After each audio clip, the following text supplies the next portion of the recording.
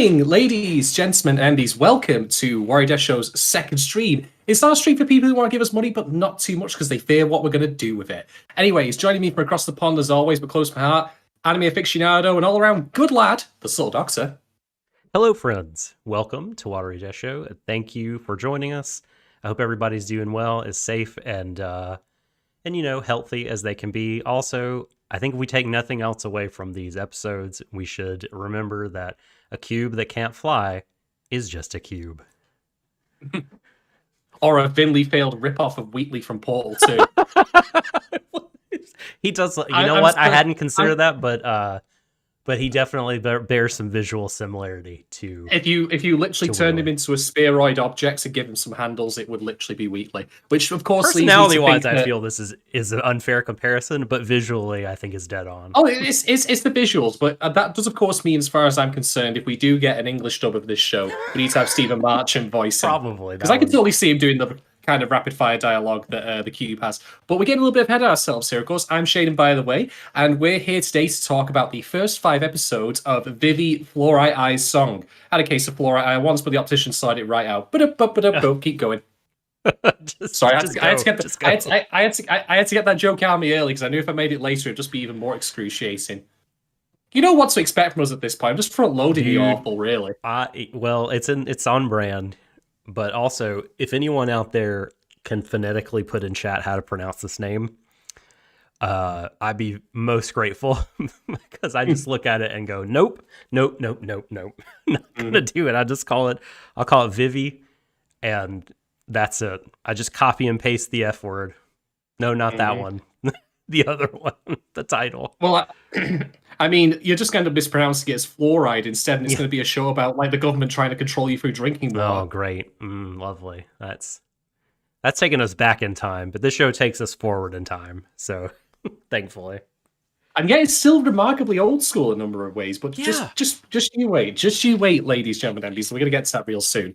So yeah, we're here today to talk about Vivy Fluorite Eye, the first 5 episodes, which will come out fairly recently. We're going through a couple of different subjects. We're going to actually provide, for once, a high-level overview of how we feel about the show, without getting into specifics or spoilers, and also to, as Doc put it off-cast, tee up some actual, talking points without going into them. We're going to talk about creatives. We're going to go into patron questions. Speaking of which, this show would not be possible without the support of our lovely patrons, who not only literally picked the show for us to cover, for which I thank you, but also in turn financially support us through their subscriptions. And if you're thinking to yourself listening at home, hey, you know what? I like that British guy, and I like that American guy, and I think they do good things together. I would say maybe you're thinking of a different podcast, but if you're thinking of us, then do feel free to pop over to patreon.com/Warui Deshou. Get yourself on the $2, $3, or $5 tiers. You get increasing rewards of increasing value as you increase your revenue to us increasingly. Got all the eyes in there. There is a lot to talk about with this show, and I'm actually really excited because this is my how do you put it? This is my yard. This is like your my wheelhouse. place. Yeah, my wheelhouse. Yes, this is like some stuff that I've historically been really, really interested in. And I'm very much looking forward to talking about it, even though I do have some concerns. But we'll get to those in due course. So, Doc, actually, I suppose we could probably start by going straight into our high-level overview, because this is the second stream format, which means there's no plot summary, no plot recitation. But we basically just, going to go straight to talking points. We will provide context as we go where appropriate. Spoilers are ahead after we've gone through our high-level overview. But other than that, do buckle up. There's lots to discuss. So, high-level thoughts at this point. Yeah. What's our initial impression? Doc, I'm going to give the floor to you, actually.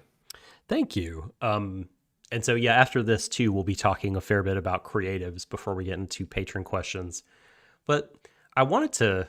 I thought it would be good for us to kind of set the table as to what we'll be talking about and how we feel about the show so that you listeners and viewers out there can kind of know a little bit what you're in for, just in case we don't touch on everything in the patron questions. That section can tend to get lengthy, but there are other things we want to talk about. And this is not me complaining about the length of this section. I'm thrilled to bits, tickled beyond belief that we can spend so long talking about and answering questions that people have for us about the show. But this is just for you guys. So how do I feel about the show? So I am very positive on it overall. I think that it is the kind of I maybe cerebral. Cerebral. I'm looking for a word close to it that maybe is not quite so hard, but I think this is a more of High concept. yeah, high concept, kind of thinky sort of sci-fi that anime historically has been quite good at, although in recent decades hasn't given us as much of. But I think I'm kind of pretty satisfied over the last year or two that like a couple, I don't need to be inundated with these things. If I get like a few of them a year that are sci-fi or sci-fi adjacent, like I consider, for instance, Dynazenon, like it's not hard sci-fi by any means, but I think it's sort of sci-fi adjacent enough, at least, in the visual department. So, so yeah, I think I'm very happy that we're getting this sort of show.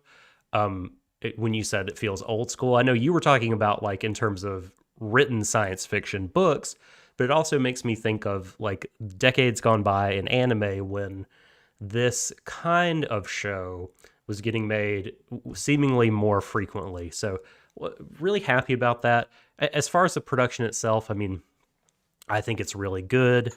I'm going to have very positive things to say about the structure of the show, which I think is a big hook for me. And then some of the themes, I don't want to give away necessarily what I think those are. I think that there are quite a few thematic threads that I noticed. And I think that the show has done a great job of, oftentimes anime will just touch on a theme and it may touch on it again, but in a similar fashion. This is not just touching on themes. Like the themes that are in this show are interwoven throughout its DNA. And it comes back to them again and again in different and surprising ways. And I really like that about the show. I like Vivy as a character very much. Very into her, interested in her journey, rooting for her. And, Richard Eisenbeis wrote, I think that's how you pronounce Richard's surname, but forgive me. It is now. I mean, because that's the cool sounding surname. Yes. Eisenbeis. Wrote for Kotaku East for a long time, writing reviews for Anime News Network on occasion. Now he's doing the weekly reviews of the show, and the highlight for him was like the interplay between Matsumoto, the teddy bear AI, and Vivy. Oh, you mean Nanokuma? Yeah, because we got Monokuma, and therefore he's Nanokuma. Yes, exactly, Nanokuma. And that's, I think, also an access point, like where you can kind of get into the show, and it can counterbalance like the heavy thinking, that you might be doing and dealing with the high concepts. Like there's some levity there. So overall, I think it's quite good. Shadon, what do you think? I can give you my TLDR answer, which is that if you think an anime which was basically the offspring of Macross and the video game Nier Automata is your bag, then this will be the best thing you've ever seen. And I certainly like the idea of that, but I am overall positive on this show. I'm going to get that out there now. And Lord knows that we've done enough podcasts now where I'm always the grumpy curmudgeon who's just here like, wasn't that great? Like that in the background. I am positive on the show. I do agree with pretty much all of your points about like Vivy and Matsumoto, for example. Like they're interesting characters. Vivy is fantastic. Yeah. I think she's a great protagonist. Hey, mama. I love the concept. I love the concepts alone of a person or a character, be they AI or otherwise, traveling forward through time, but not in the sense of getting in an actual time machine or an equivalent and jumping forward, but rather seeing things play out over the course of decades. We get to see these societal drifts and shifts and all that. Yeah, that's a great concept. So I really, really like that. And I also think that it's actually kind of genius that the show doesn't have like it's set for, like the protagonist is a theme park performer, which is really out there. Although, again, I made the Nier comparison. That's not incidental. There's a lot of stuff that I feel is cribbed visually, not in terms of rip-off, but more like homage or inspiration from Nier Automata. Or Automata, Tomato, Tomato, Automata, Tomato, you get my point. And Lord knows I'll be listing those as we go along. So I have a lot of positive things to say. The music's great, the action's great, character design's great. I love the Space Hotel. The Space Hotel is my jam. I love it. However, this is the point where I put the brakes on.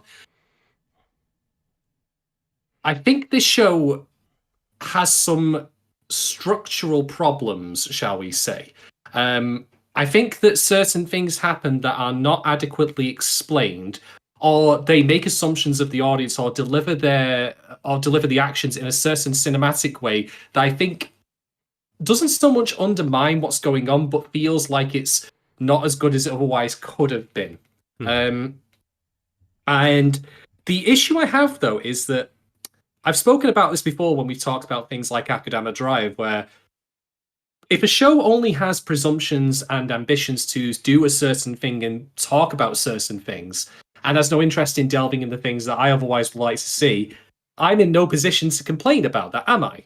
You know, I don't watch a sports show, for example, and say where are the spaceships, because lo and behold, it's a sports show. Unless it's a sports show in space, but you get my point. And so I'm going to need your help on this as we go along, Dot, because I feel very conflicted, because half of me thinks that I like the show, but I wish it was punching harder and higher and actually did really back up its premise a bit more, which I'll get into in more details later. But on the other hand, I'm just enraptured by the whole situation, and I think that it's a refreshingly unique setup for a protagonist, say with her being a theme platformer who's also turned into this kind of like, how shall I say, interloper through time, like, you know, blessed with knowledge or curse of it even. There's some interesting contradictions central to the story as well that I find really neat, because we'll get into specifics later, but it is one of those shows where you wrap your head around it a little bit. There's certain mysteries on it that are interesting. So basically I'm thumbs up on it, but with an asterisk, and I'm hoping that I can take the asterisk off by the end of it with your input as I go through my my problems with the show. But again, these could be problems where I'm just simply approaching it from an angle it has no intention of dealing with, and in which case, fair enough. I can't criticize it for not wanting to, you know, tackle the topics I'm going to talk about later. Being very circumspect and ambiguous here, being very vague is my idiom, but I'll get into that soon enough. Very good. And I'm sure we'll be responding to each other's points more in detail as we go, certainly in the discussion section, if not the listener patron question. So, but before that, Shadon, creative time. And there's quite a few people to cover. Shadon, you'll be so proud of me. I compiled a lot of information into a single place, so I won't have to be clicking around or scanning through lists for things. And so, are you going to call this the Vivipedia? This is the Vivipedia, absolutely. So, like, and by no means comprehensive, but please interrupt me, talk over me if you want to chime in about any of this, because there's a lot to cover, and otherwise I'm just going to be plowing through it so that we can get to content about the show. But this is not something just sort of perfunctorily to be shrugged off. This is, you know, we love to talk about the people making this stuff to get the idea out there that it does not it's not made in a vacuum. It doesn't spontaneously sort of appear in the galaxy. Anime is a human creation made by human hands, and these folks deserve compensation, but they also deserve recognition. And the two can kind of go hand in hand. So, like, yes, here are some of the folks that worked on this. The director of the entire project is Shinpei Izaki. Shinpei did the storyboard for episode 1 as well. And before I continue, I have to say, I'm reminded as I look at the CV, definitely this list of writers, directors, like, I tweeted this out earlier, not something I look at on paper and be like, okay, I'm super excited to see what this is, but like, this is the A-team, this is the squad. This is weird because, like, some of these credits, I'm like, what? They did that and they did this, but I mean, you know, it goes to show this chap was a used car salesman. This person, you know, like, works at a boardroom level. This person is an open heart surgeon, and he's just, like, you know, doing storyboards on the side with his scalpel. Yeah, it's something like that. But But it goes to show, one, that our patrons are smart, and because I'm enjoying the show, and two, that this, that anime is a very collective process, and it can be more than the sum of its parts. It often is. So, Izaki's credits: was the director of Guilty Crown Lost Christmas. Well, you said that first. The thing is, right? You said this document was something you had curated. Yes. I'm not doubting the, the authenticity of your claim there, but more, I reckon you put that there first because you wanted to get it out of the way early, just to see like the deep trenches of pain going through my face. I did. Yes. Thinking about that. Yes, I was a little disappointed. You had a good poker face. Although, funnily enough, like, for all my criticism of Guilty Crown, there is a video for it, by the way. If you search on the channel, it's where I actually do a video essay on it for once, and it's not my usual unhinged rambling. The world design was decent, There was some good visual elements in it. I just didn't care for anything else. It really was all a bit shit. It's all a bit shit. Izaki also directed the Monster Strike movie and something called Woodpecker Detectives Office Chief.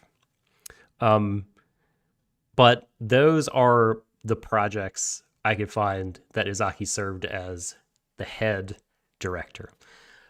They've done a lot of storyboarding and episode direction on like really good, unequivocally good shows like Silver Spoon, Erased, and Banana Fish. Nice. Yeah. So, can do some good work, but like the projects they've helmed are a little bit head scratchy for me.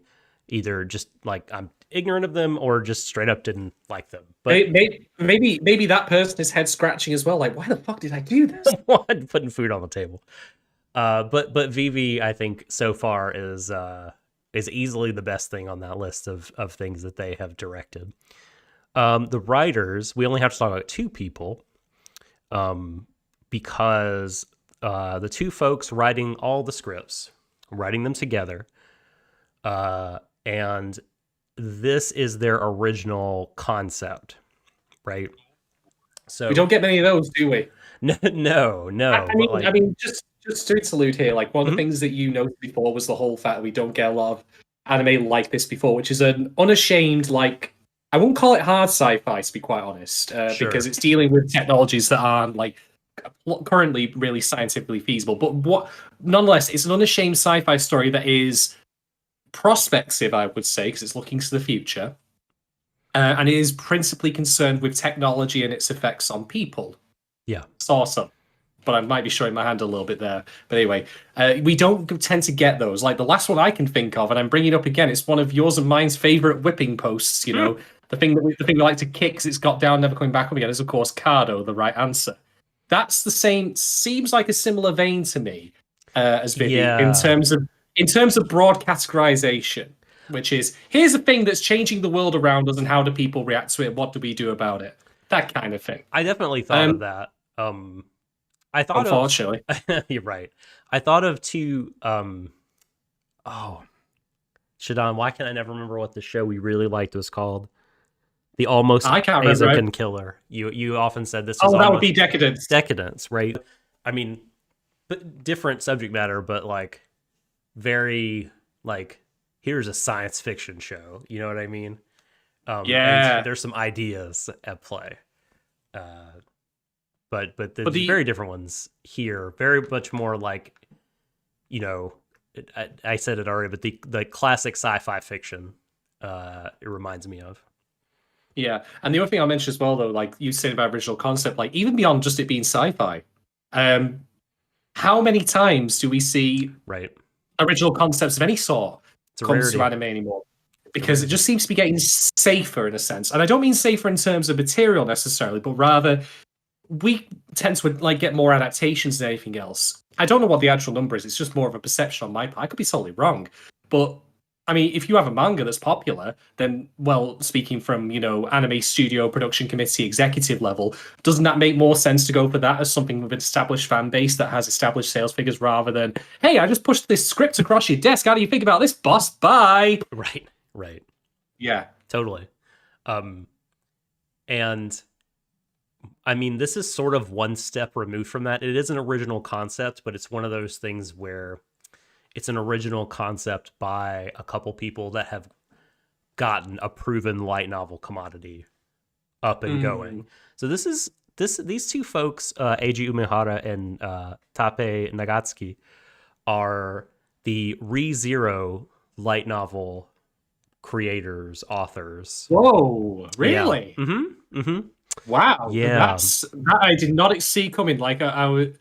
That is a pedigree. And now that you said that, now I get why they're greenlit this. Like, okay, yeah, you made one of the most phenomenally popular anime of the past couple of years. Do whatever the fuck you want, basically. Right. Totally. So they also, of course, like worked on the scripts for the show. They also worked together on the recent-ish Pokemon movie, The Power of Us, like that CG one.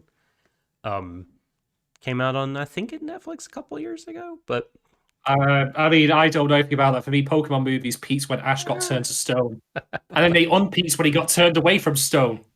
You know, I don't even know which one that was. That was the very first. No, what? He got turned to stone in the Pokemon the movie? I don't remember. Yeah, Mewtwo was trying to, like, zap Mew with something, and he was like, no, and then he gets turned to stone. All the Pokemon start crying, and it turns him back from stone. I'm just like, oh god damn it. Yeah, I'll have to listen. I don't remember that part, but it admittedly has been a long time since I've seen Pokemon the movie, which I saw multiple times in theaters as a teenager. So, also, Eiji Umehara is the Chaos Child. Like, that's a visual novel. Like, he's the scenario writer for that as well. Isn't that in the Steins Gate universe, or am I completely misremembering? Is it? So, Robotics Notes, for sure. Chaos Head, for sure. Is Chaos... Because there's a semicolon there. Is it part of the Adventure Science series? Someone's going to have to do some digging on it, because I refuse to do it at the moment. Okay, episode directors. We have Pei Nihong, not a Japanese person, which is good. Love it when, like, I don't know, there's diversity in the directing chairs. But Pei Nihong was the episode director of episodes 1 and 5. They were a key animator on Little Witch Academia, on the Legend of the Galactic Heroes remake, and Flying Witch. Yusuke Kubo was episode director for episode 2. Storyboarded and episode directed things like Banana Fish, JoJo's Golden Wind, some credits there. Listeners, what was that? A bit of I don't remember that show. I'll have to look up some information about it because it's not ringing a bell. I'm shocked that you probably had more memory of that than you did Decadence, but then again, it's more No, it's the title. It's totally the title. Like, I remember Decadence is much stronger. Like, the content. I forgive you. Also, Goblin Slayer is in there for the questionable side of things. But episode 3, Naoki, I can't read my own typing. Horiyuchi directed episode 3. Was an episode director on big shonen properties like Naruto Shippuden and Blue Dragon, and did key animation for an episode of SSSS Gridman. In episode 4, excuse me, Shujiro Ami was the episode director. They were an animation director and key animator for the Ace Attorney adaptation, quite a bit of that. An episode director and key animator for Hanebado, and did a billion different jobs for Vinland Saga. There's like 5 or 6 credits for different episodes. This is a Wit Studio production, though, isn't it? It's true, so, yes.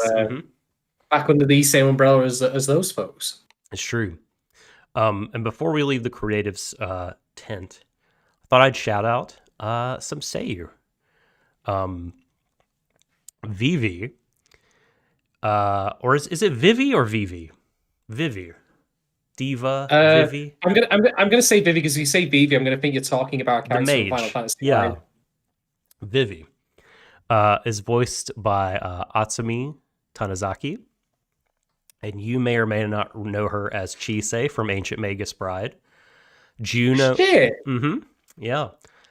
Juno from Beastars. Neptunite from Land of the Lustrous. Tome Kurata from Mob Psycho 100. If you don't remember Tome, she's the head of the paranormal club. Yeah. Yeah. So and there was plenty more roles to choose from. I mean, I'll get to it eventually, but like, she is actually really good in this role, I must say, because this role demands what I'm going to call the Arnold Schwarzenegger effect for obvious reasons. Although Arnold Schwarzenegger had it easy because it demanded he didn't act as the Terminator, and he can't act to begin with, so it was actually very easy for him. Whereas this is a little bit more complicated, but still demands that you do act in a way that's not necessarily immediately recognizable as human like mannerisms. It's got to be very, not quite, but very monotone, but also demands a bit of singing. Although, that being said, is she also the singer? Does she also just sing the lyrics? No. I thought that might be the case. Yeah, different. As you're right, it's very much the case a lot of the time. Different singer. Also, Tanizaki is Faye from Fire Emblem Echoes. Matsumoto is voiced by everyone's favorite cackling villain, Jun Fukuyama. Is Lelouch from Code Geass. Koro Sensei from Assassination Classroom, which I've written as Ass Class for short. It's the law. You don't make the rules around it. You have to call it Ass Class. Yes. Joker from Persona 5. And one shout for me and you, probably Fukuyama isn't really thought of for this role, but I had to write it down. Luca Angeloni from Macross Frontier. And then the singer, I could not find. I looked in places other than A&N. I couldn't find any other credits for them. If only we had Mark on. Mark could give us the scoop. But just Kairi Yagi is the singer, and if you look up her, like, at least when I tried to look her up, it was all like, hey, here's the singer that sung 3 songs in the Vivy show. And that was it. Yeah. Also, it's just occurred to me that, like, if you're looking at the Vivipedia and there's a section about Vivy, it's the Vivy section, and that's no good. Moving on. Yeah. Moving on. Yeah. So that's all for creatives. Lots of really cool folks involved in the show and folks doing cool things. So yeah, on to patron questions.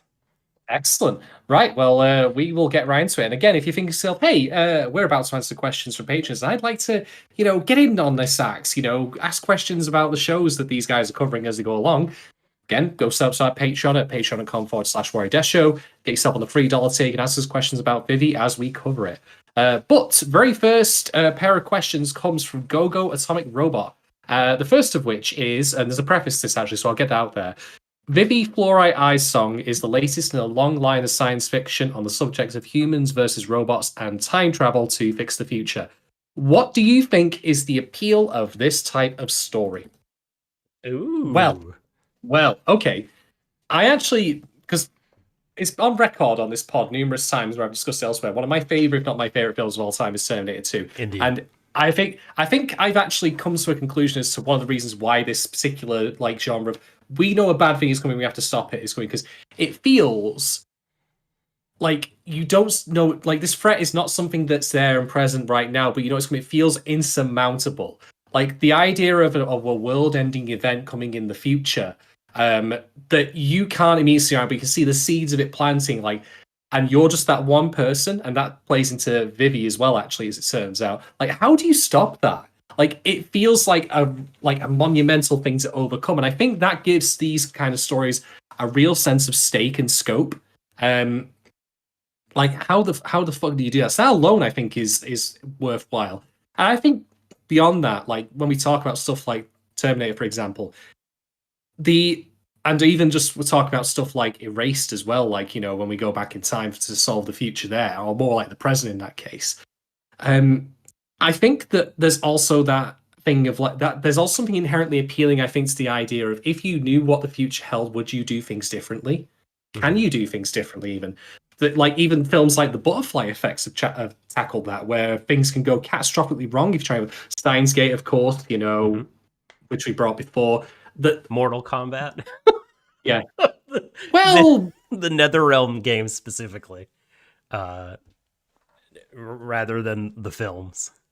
That's those three games are this just massive story arc of like Raiden sees some shit that's going to happen in the future in Mortal Kombat 9 and does a bunch of stuff to prevent it, and basically fucks everyone over for the end of 9, all of 10, and just by 11 they have to wrestle things back into place. But wow, yeah, God damn it, Raiden! God damn it, Raiden! Come on, Raiden. Get it He did together, a fatality on the timeline. What a bastard! Anyway, the other element of that question that Gogo Site Robot asked though was about humans versus robots, and I have a couple of thoughts on that. And the first of which is it's when you have robots as your enemy, it makes it easier to write action because they're just disposable enemies for the most part. Like, if you've ever seen, for example, like say they would basically serve the same function as zombies or Nazis or whatever. Like they're consequence-free enemies that we fight, really, for the most part. Like, when you shoot a Terminator, so what? It's a Terminator, who gives a crap? Like, so it makes for easier conflicts and easier action.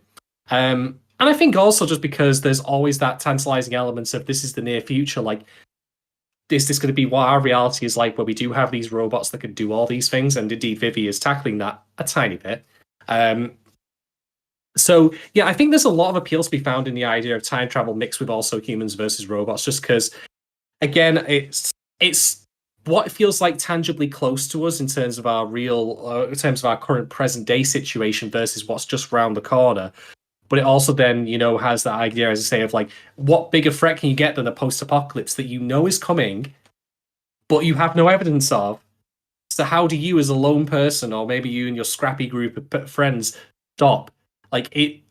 I mean, one final example I'll give in service of this and the time travel thing is a game I've never played, but I have watched an LP of, and I think the concept is genius, which is Chrono Trigger. Oh, so good. So at the risk of spoiling, like in Chrono Trigger, the big bad of the game from 1995. Don't spoil it. Well, is an extra-dimensional parasitic entity named Lavos or Lavos. We're going to be doing that a lot, I think, doing the mispronunciations. Come on, no one says Lavos. Who says Lavos? Show yourself, coward. Name yourself so I can shame you. It's Lavos. Lavos. And the thing is, right, Lavos is just literally there to consume life on Earth. And in the timeline of the game, you start off at something like 1000 AD, and Lavos is due to emerge at like 1999 AD, the turn of millennium, not coincidentally, Isn't it September 9th? Or is it just, do we know the date, or is it just 1999? I think it might just be 1999. I know it's that, and I really like that, by the way, just as a small side, because it's like, again, turn of millennium, what is in the new millennium that awaits us. Well, as it turns out, desolation is Lavos just destroys everything, and it's an utterly uncomplicated force. It just wants to do this thing because it can, and I really, really like that, because for our protagonists who are like 100, like in their timeline, like hundreds of years in the past, they know this uncomplicated, like uncaring, like engine of destruction is going to lay waste to their world.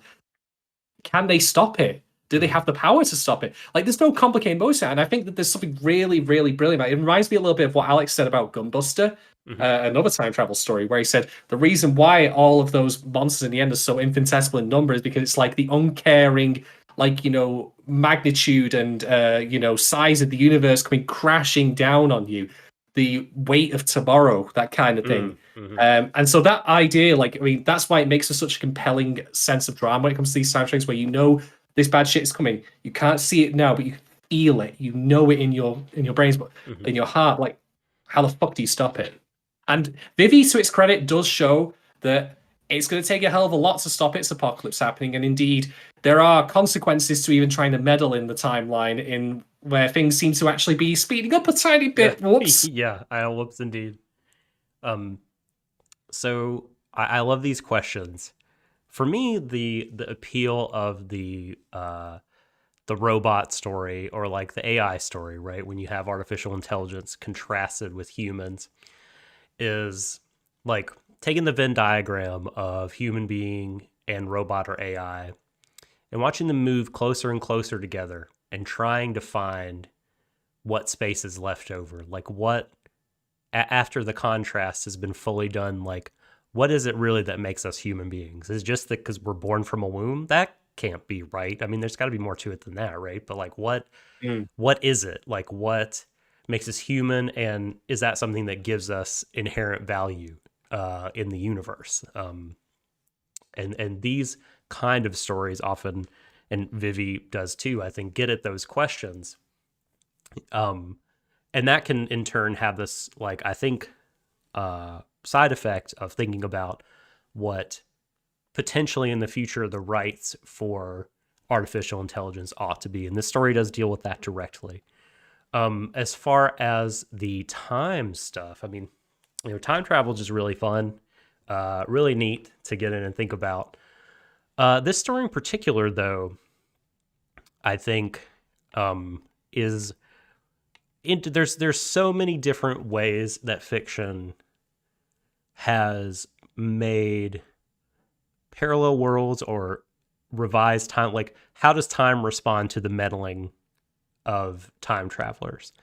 And in this show, and this is kind of related to the structural elements that you were just talking about, Shadon, there is a real sense that the time travelers are wrestling with fate, that history, it may not have some kind of agency like Hegel might think it has, but the show does kind of, I think, paint history as something that is tending towards its destination.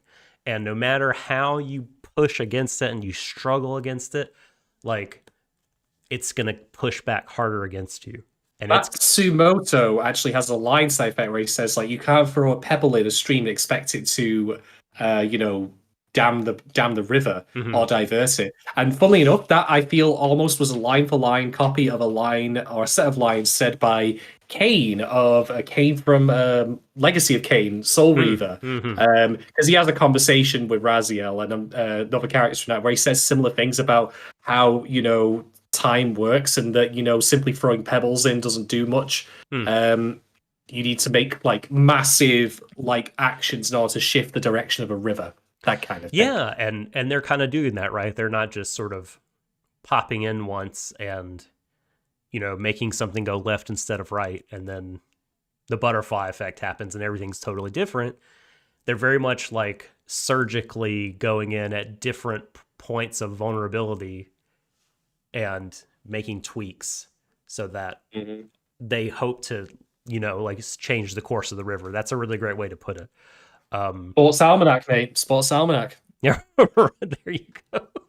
I mean, the one thing I'll note as well, I think is important to establish is that time travel fiction tends to have varying rules. And this leads into people like worrying about grandfather paradoxes, all that sort of stuff, where how did this even happen oh no, I've gone cross-eyed. It's the Austin Powers joke again. I say you should just enjoy yourself, and that goes for you too. And Austin looks around the camera. You know what?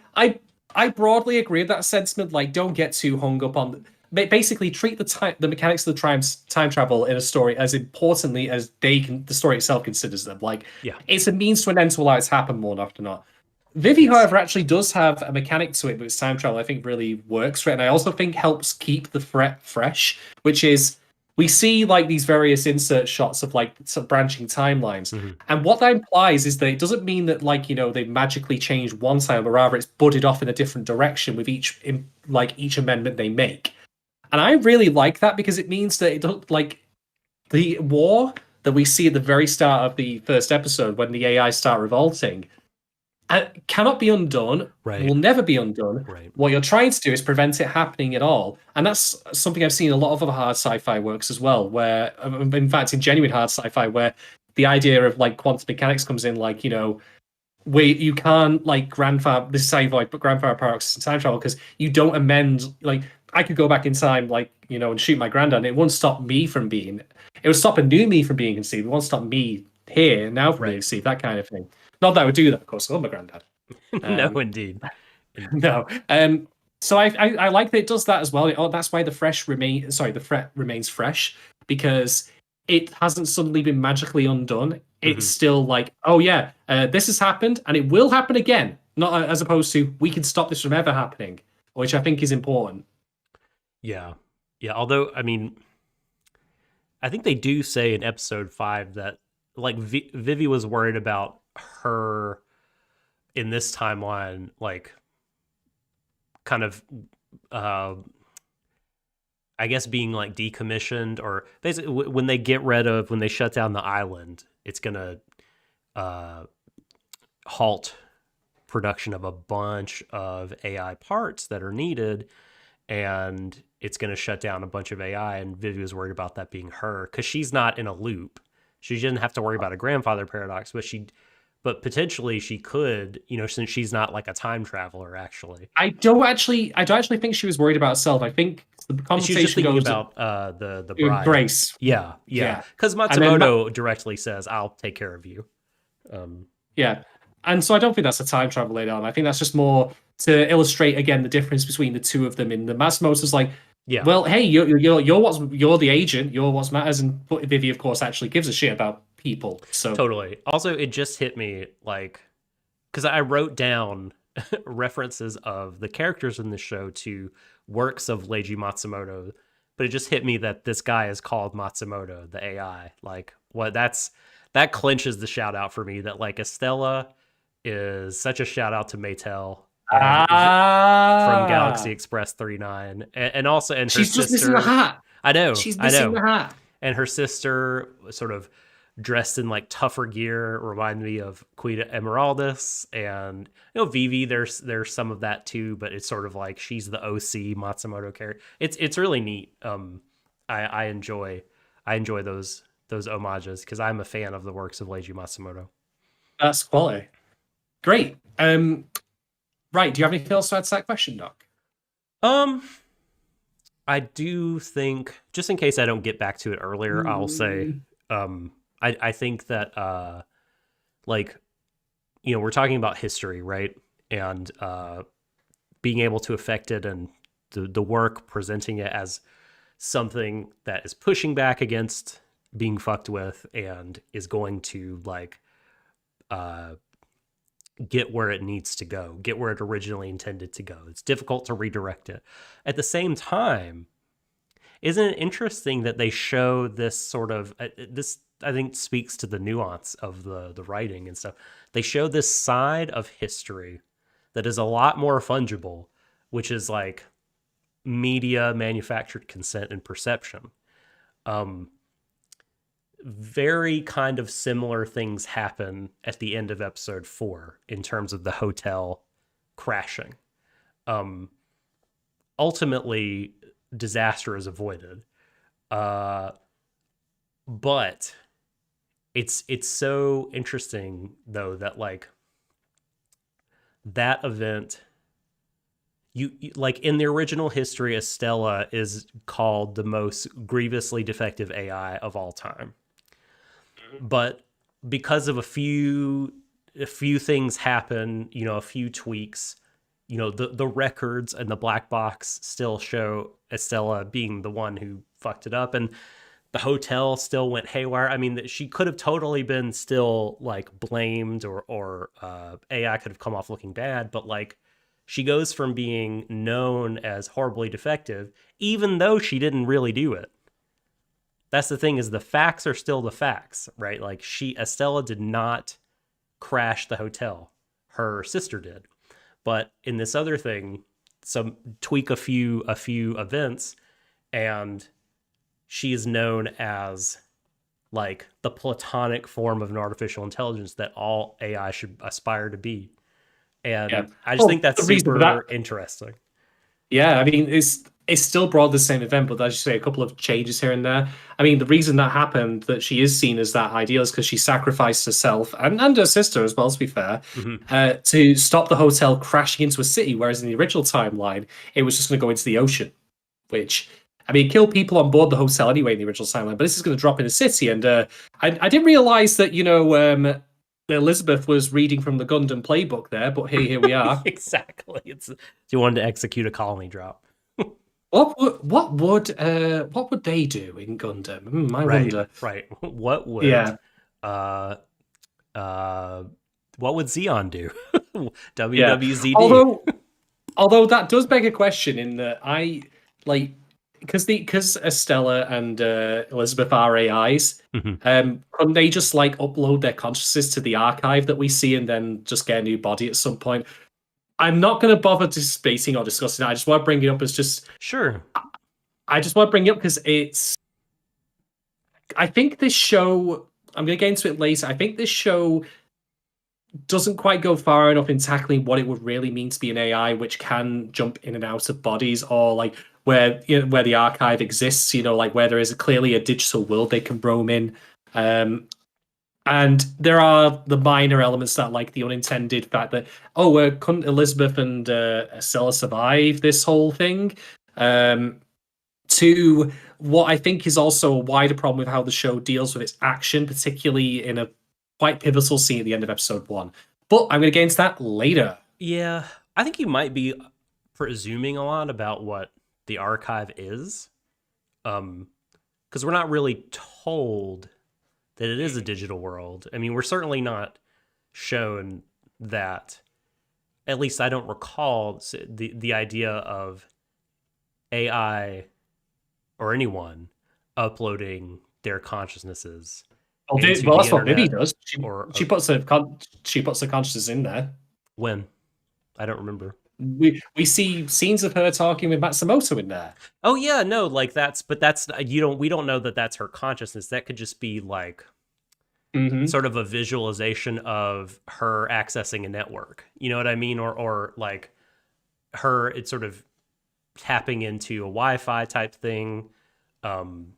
We don't really know because like Sorry, go ahead. I think there's a little bit of evidence for it, given that when she first gets hacked by Matsumoto in the very first episode, like her body shuts down entirely, and then she meets it in that digital world. So clearly, it can't. If her body shut down, computer can get hacked, right, and shut down. But it's like that doesn't mean that something inside the computer goes into a digital world. You know what I mean? It's like I hope my PC's not got an AI in it. I'm not ready for that. Anyway. We're just not told specifically, I guess. So, like, I bring it up not to really argue the mechanics of it, but rather because I feel like this show, again, this is going to tie into my wider point. This could be going way further with the concept, and this is going to tie into stuff that Vivy says in the first episode and the second one in particular. I'll get into it later, I promise. But I really do think that the show feels kind of constrained in some way with its sense of imagination, how it handles the character. And I'm being vague here. I don't want to get into it right now because we've got Patreon questions, but I'll get into it later. All right. Okay. Next question. This also is from Go With Toy Robot. Do you have any expectations for what will be explored in Vivy based on your previous experience with this genre? Okay. Do I want to lay my cards on the table right now as to one of the things I feel disappointed about this show with, but I'm also not sure if I should be or not? That's up to you. Because I mean, people are paying me to give my opinions. I might as well. So it's a privileged platform I'm on here. Right. Okay. I'm going to ask you a question, then, Doc. Just to firstly, for one, just to try and have this be a little bit intellectual. I like to do this sometimes where I test poor Doc, like say, well, what happened in this episode? Okay. And also just to make sure that I'm not misremembering anything. So I wanted to ask you, why do Toke or Toek, again, whatever you gotta call them, why do the anti-AI group that we see throughout this episode to persist throughout many decades of history in the show thus far, why do they not like AI? I don't think they ever come out and explicitly state it. Thank you. But I actually think that that's good. Because this is the thing I'm conflicted about. Okay. Because on the one hand,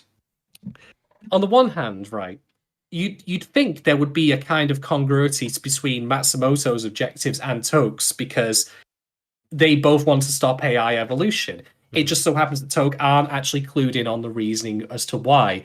I mean, this is again what I've talked about before, where there's like different audiences beyond just us as the actual audience watching this media. Like, who knows what at a given point in time? Matsumoto and Vivy know about the apocalypse that's coming. Matsumoto more than Vivy, I would argue, because he's actually from the future. There is a degree of difference even there. And then we've got Toke, who they don't like AIs for reasons.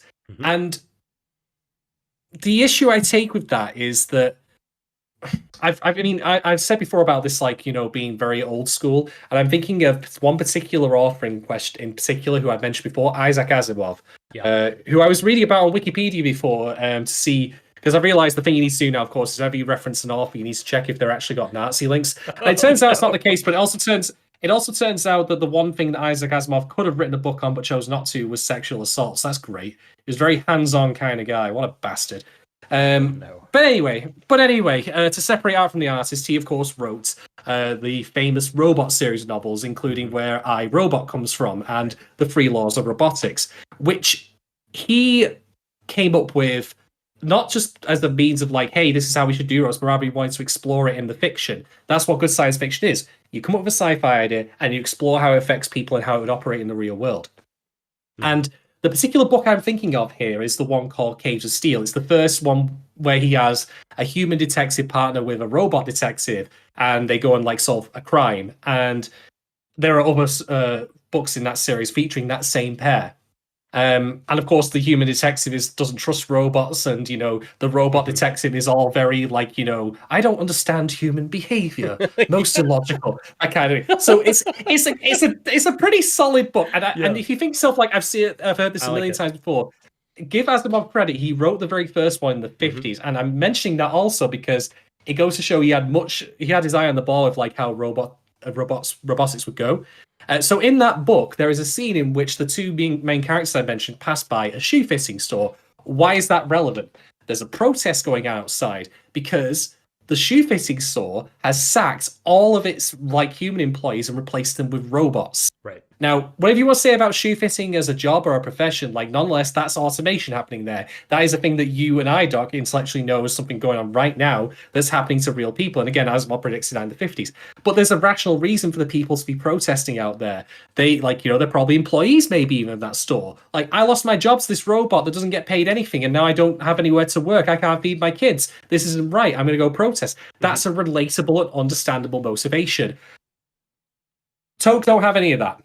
They just don't like them. And the thing that I find difficult and problematic is I feel like they don't function as a way of exploring the concepts of what it means for AIs to evolve and the problems around that, but rather they serve as the bad guys.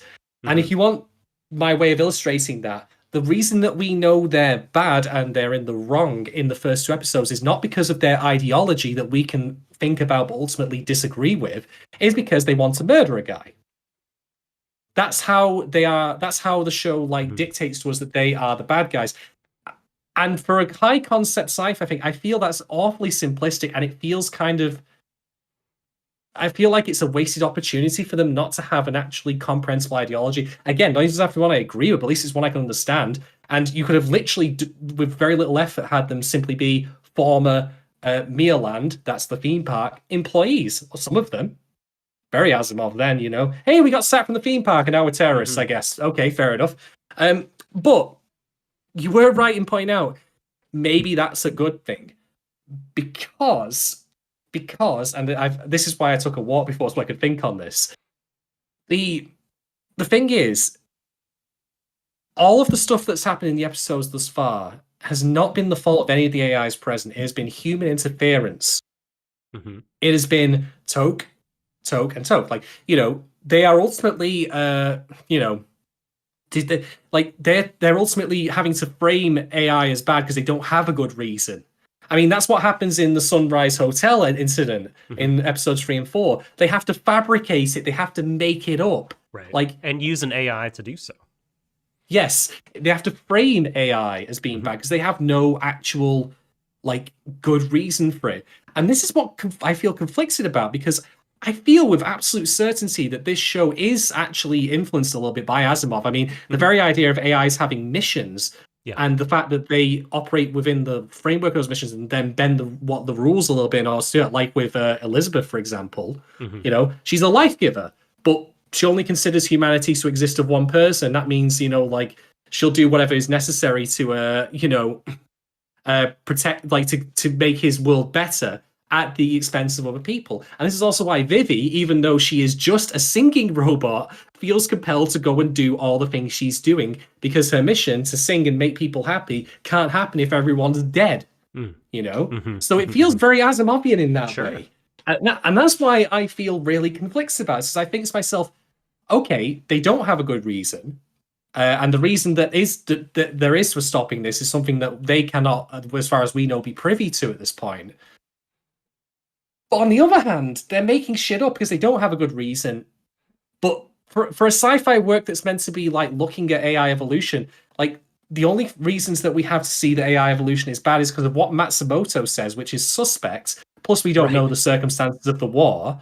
And Toke, who AI is bad, I guess. And I don't know how I want to lean. I feel more inclined to lean towards feeling disappointed that it doesn't traffic in that subject matter, that it doesn't actually give a comprehensible reason for Toke to do what they do. Because I think you could still do both, It doesn't need to. I mean, when I said, like, they made up a reason because they didn't have a good one, that doesn't mean that they can't have a reason, but it still be a bad one. I mean, going back to the shoe fitting example from Asimov's story, do you want to know what the real problem there is? It's not, robots replacing people in jobs. It's the fact that jobs are a necessary thing to begin with, and there is no safety net put in place for these people, to move on to like different work that they could do. So overall, I think I am going to side on the fact that I feel disappointed in tackling that, because I feel it could do all of this. It could have all of this in one go. So, go ahead. But lastly, episode 3 and 4 do prove, though, that there is beyond Toke, there is also just the fact that, like we said in Wonder Egg, there are people making AIs and creating them without due concern for their, like purpose or well-being in life, as is the case with Elizabeth. And that's a worthwhile thing in exploring itself. So I'm just like, I don't know. Do I not like it? But am I Sundari on this? You tell me. Well, I think, even beyond like if Toke as a group, an organized group, were not part of the show and it was just random different protests or whatever, I still think there would be so much good about the show thematically. I don't think success kind of hinges on the coherence of Toke as a group or an idea. I think it's strong, like especially for today, because I don't think that they need an economic reason. I think looking at a lot of reactionary protests that happen today, there's kind of an amorphous blob of reasons that they have, and they're not really unified. Like, you could have like people, marching on some lawn because they're race realists. Some of them are there because they don't like cancel culture. Some of them are there because they don't want Mr. Potato Head to be just Potato Head.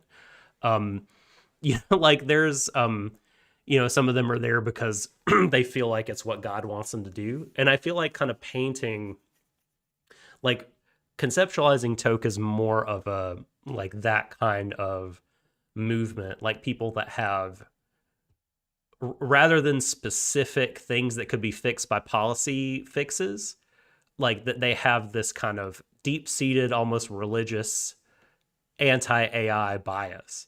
Like, I think that works for keeping Toke around through the ages, because we see all kinds of development happen even over the span of like 20 years of this future. And you might be thinking to yourself, well, why could the government not just like create these policy fixes and then Toke is happy?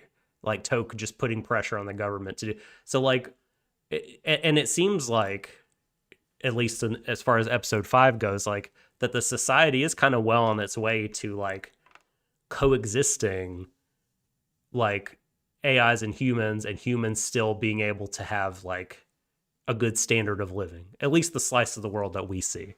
So I don't think you necessarily need these economic problems. And I think keeping Toke's reasons vague, again, does lend credence to the idea that it persists throughout the decades. Because they want it to persist, if for no other reason than to have this one guy keep encountering Vivy over and over again and we kind of eventually get to see maybe what the show has to say about responding to someone like that with these deep-seated reactionary beliefs, like whether or not the show thinks that kind of person can be persuaded, whether the show thinks that kind of person is worth persuading to begin with. I'm really interested to see where that goes. I actually do think that the show already actually partially answers that question, but I'm going to talk about that later. And the thing is, like, I like the idea of them as a recurring group, because that's, again, true of reactionary groups or terrorist groups in real life. For a start, they do persist over the course of decades if issues aren't solved. But yeah, I just... But there's no solving this issue, you know what I mean? Like, unless you want to just wipe out AIs, which is not a real solution. But, like, it's just like the abortion. You know, they're people that, like, there's no negotiating. Like, it's either is, like, must be outlawed, or, and if it's not, like, you're wrong and we can bomb your clinic or whatever. Yeah, but I mean, even people who are anti-abortion, like, I of course vehemently disagree with that, but they at least have a position they operate from, rather than just because. Oh, like, I mean, I think it's really I mean, I know you're going to say, like, the show should say this, but we're not really given a toke point of view to operate from. So, like, I think it's okay that we don't get the explicit. It's so easy to imagine, like, you know, fucking people that are like, you know, oh, fuck AI. They're going to replace us. I mean, you just, like, substitute AI for illegal immigrants and you've got your... I mean, to me, it's just so easy to imagine any number of anti-AI positions that I'm good with it not being there. And, like, also because, again, I don't want the show to present something concrete that you might be thinking in the future, this could so easily be solved. Why isn't it solved now? I like them as very militant anti-AI, like, you know, they need to go away. There's no kind of middle ground. So, but as far as Gogo's question, what do I anticipate? Well, you talked a little bit about that with the recurring toke man. That'll be interesting. I mean, otherwise, I don't really know. This show I found to be sufficiently surprising that I'm just, like, really, I don't know, I'm super curious. I'm very interested to see where it will go. In this story arc that it's on, I would love for it to kind of dig its talons in a little bit more to Dr. Psyche and Grace's relationship, and, like, you know, the whole AI marriage business, like what it has to say about that. And, like, I mean, maybe it's already tipped its hand, because, like, it is very much, like, presenting AIs is, like, so close. Like, I think the reason they're not shown as doing anything super sci-fi or whatever is because, like, the show has interest in showing them as human as possible, because that's kind of the idea that it has and wants to promote about them, I think. And so, yeah, I wanted to talk more about the possibility of love. I mean, is their love asymmetrical? Is there real love there? What is it like for the doctor? Because, like, there's this one really tempting, like, not tempting, but tantalizing shot of when Vivy leaves the doctor's residence. He's walking up the stairs seeming very despondent, and, like, Grace is in the garden talking to the palm tree. Like it seems like that was so different than, like, the pictures in the newspapers. Like, does he have some kind of agenda being with her? Like, just trying to forward, like, you know, just trying to, what am I trying to say? Like, advance the idea that, like, you know, AI, they're basically human. We should treat them as such. Like, there's a lot of interesting things that you could go into. I did find it a bit odd, like, if they were married, that there was no physical interaction between the two of us. So not even, like, a kiss on the cheek or anything. I know. It's interesting. And I don't know if that was, again, just because the show is going to deal with that or not. Or, I mean, because in theory, we could see, like, I mean, this is where I also now bring up Isaac Asimov's other work, Bicentennial Man, which was a book before it was a movie. And that also, funnily enough, is not too far away from Vivy as a concept, in that is about the evolution of robots over the course of, well, 2 centuries in this case, with the robot in question, who's the main character, Robin Williams in the film, becoming more and more human to the point that he, well, at least as far as the film portrays it, is willing to die in order to be recognized as human. And he even falls in love with one of the family members he protects over the course of several generations. God, it's funny how many times I've referenced Asimov already, and I just think to myself, damn, this really is all the things I like in a blender. Well, just to make a different reference, Time of Eve has a really good episode about this, about love. I think, I can't remember if it's between a robot and a human or between a robot and another robot, but I believe it is robot-human. So definitely Shadon should watch this. I think it would be right up your alley. And it's very short. It's only a 6-episode OIV. It's really great. The other thing I'm going to mention as well about, in terms of what I think it's going to explore, is, well, with Vivy singing, obviously there's been this thing going through, can I sing from the heart? What does it mean to have a heart? The Tin Man from the Wizard of Oz kind of thing. The automaton that can actually feel and has a soul and all that. And to this show's credit, that is actually very well demonstrated in the tension between Vivy and her devil on the shoulder, Matsumoto. Because Matsumoto he's everything that Toke actually fears, as it turns out.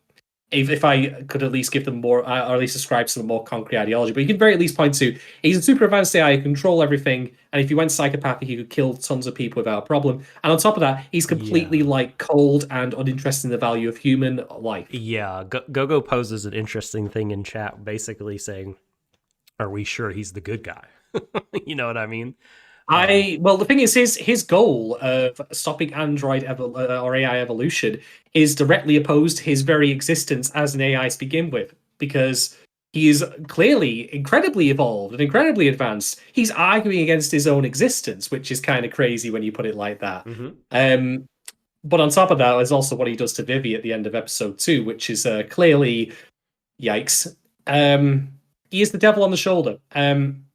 He believes in the absolute truth of historic facts, not realizing, of course, that, as evidenced in episodes 3 and 4, things are not quite what they seem.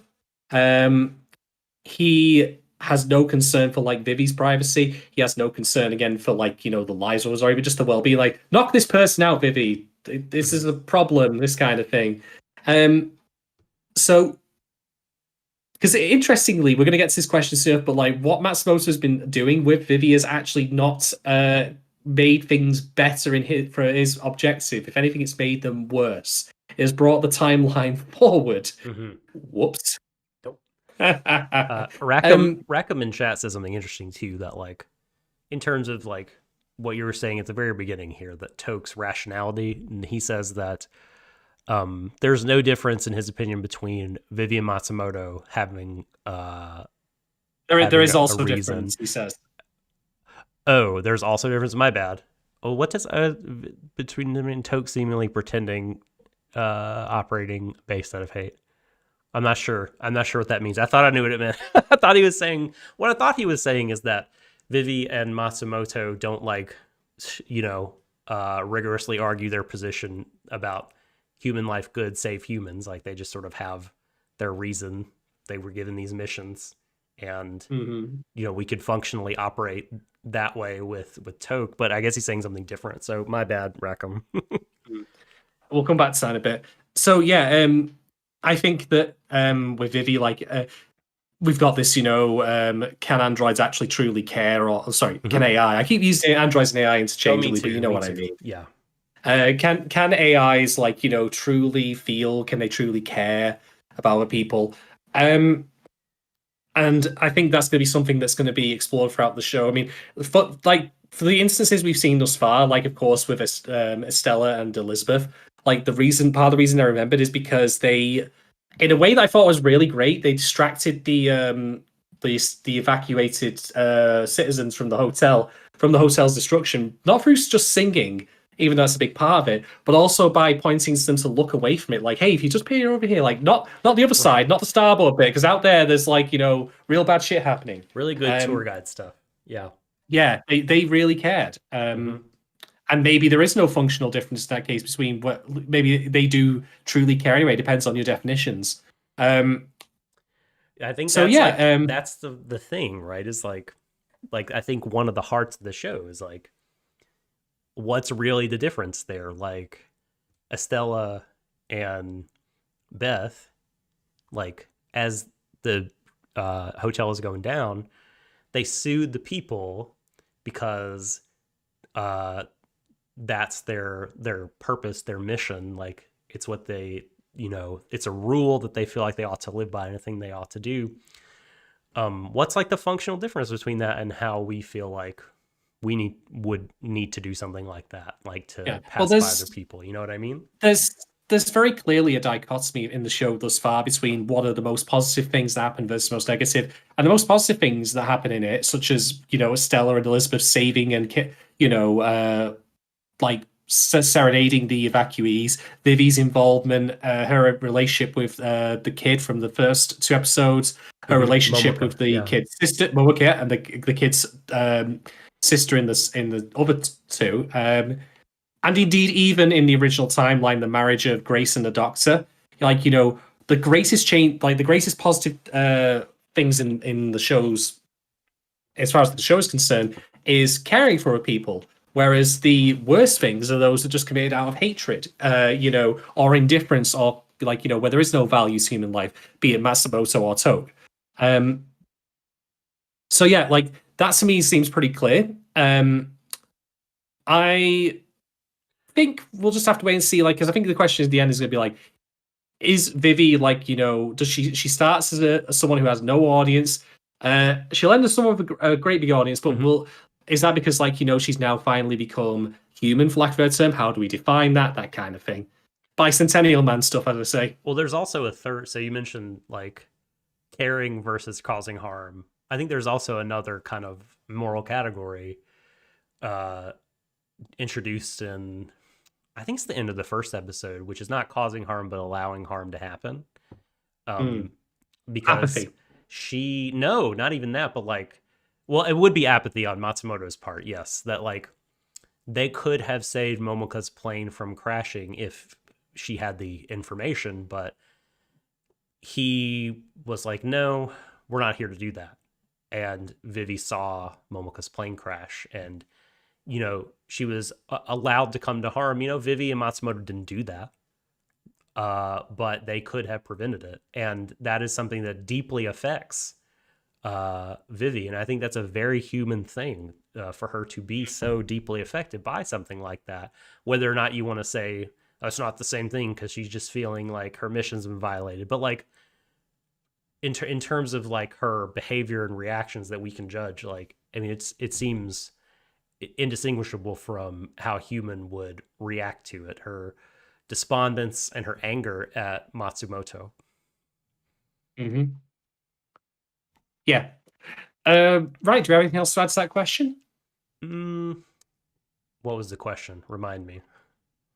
The question was, do you have any expectations for what will be explored in Vivy Place? No, I'm enjoying the ride. I'm not thinking about too much beyond the current story arc.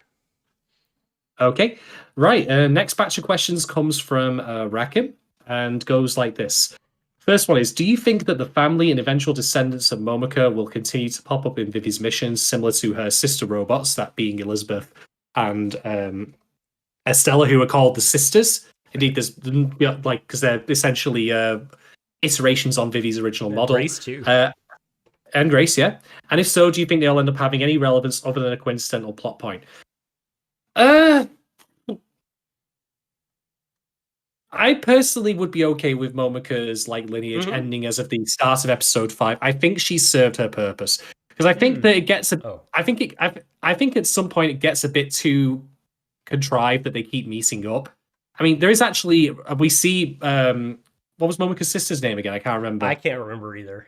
Momoko's sister, right? Basically, like she is actually in the episode 5 at the very start, not in the same places, like, but she's clearly a lot older. She still has the bear, and that's it. And then the bear is now left.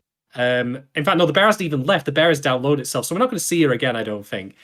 So no, I think she served her purpose. But I have to say, like, in terms of Momika and her sisters, like, contributions to the show, I think they worked. Oh yeah. Because I think they've in part like helped define her identity in terms of both her name and also, inspiring Vivy, like, to take more active action to save people. Like, she couldn't save Momika the first time; she didn't have the power to do so. And in theory, Momika's sister on the hotel, irrelevant. Who cares? Like, the big picture in here is stopping the war. Who cares? Like, if a couple people die here and there, but she still does it. Mm-hmm. So I think that insofar as their purpose in the show, I'm fine with it ending there. There's no need for them to come back. I think if anything, you would say it'd be a little bit silly if they kept coming back. Like, I can understand the guy from Tote coming back, even though it actually feels like it's getting funnier and funnier every time he does.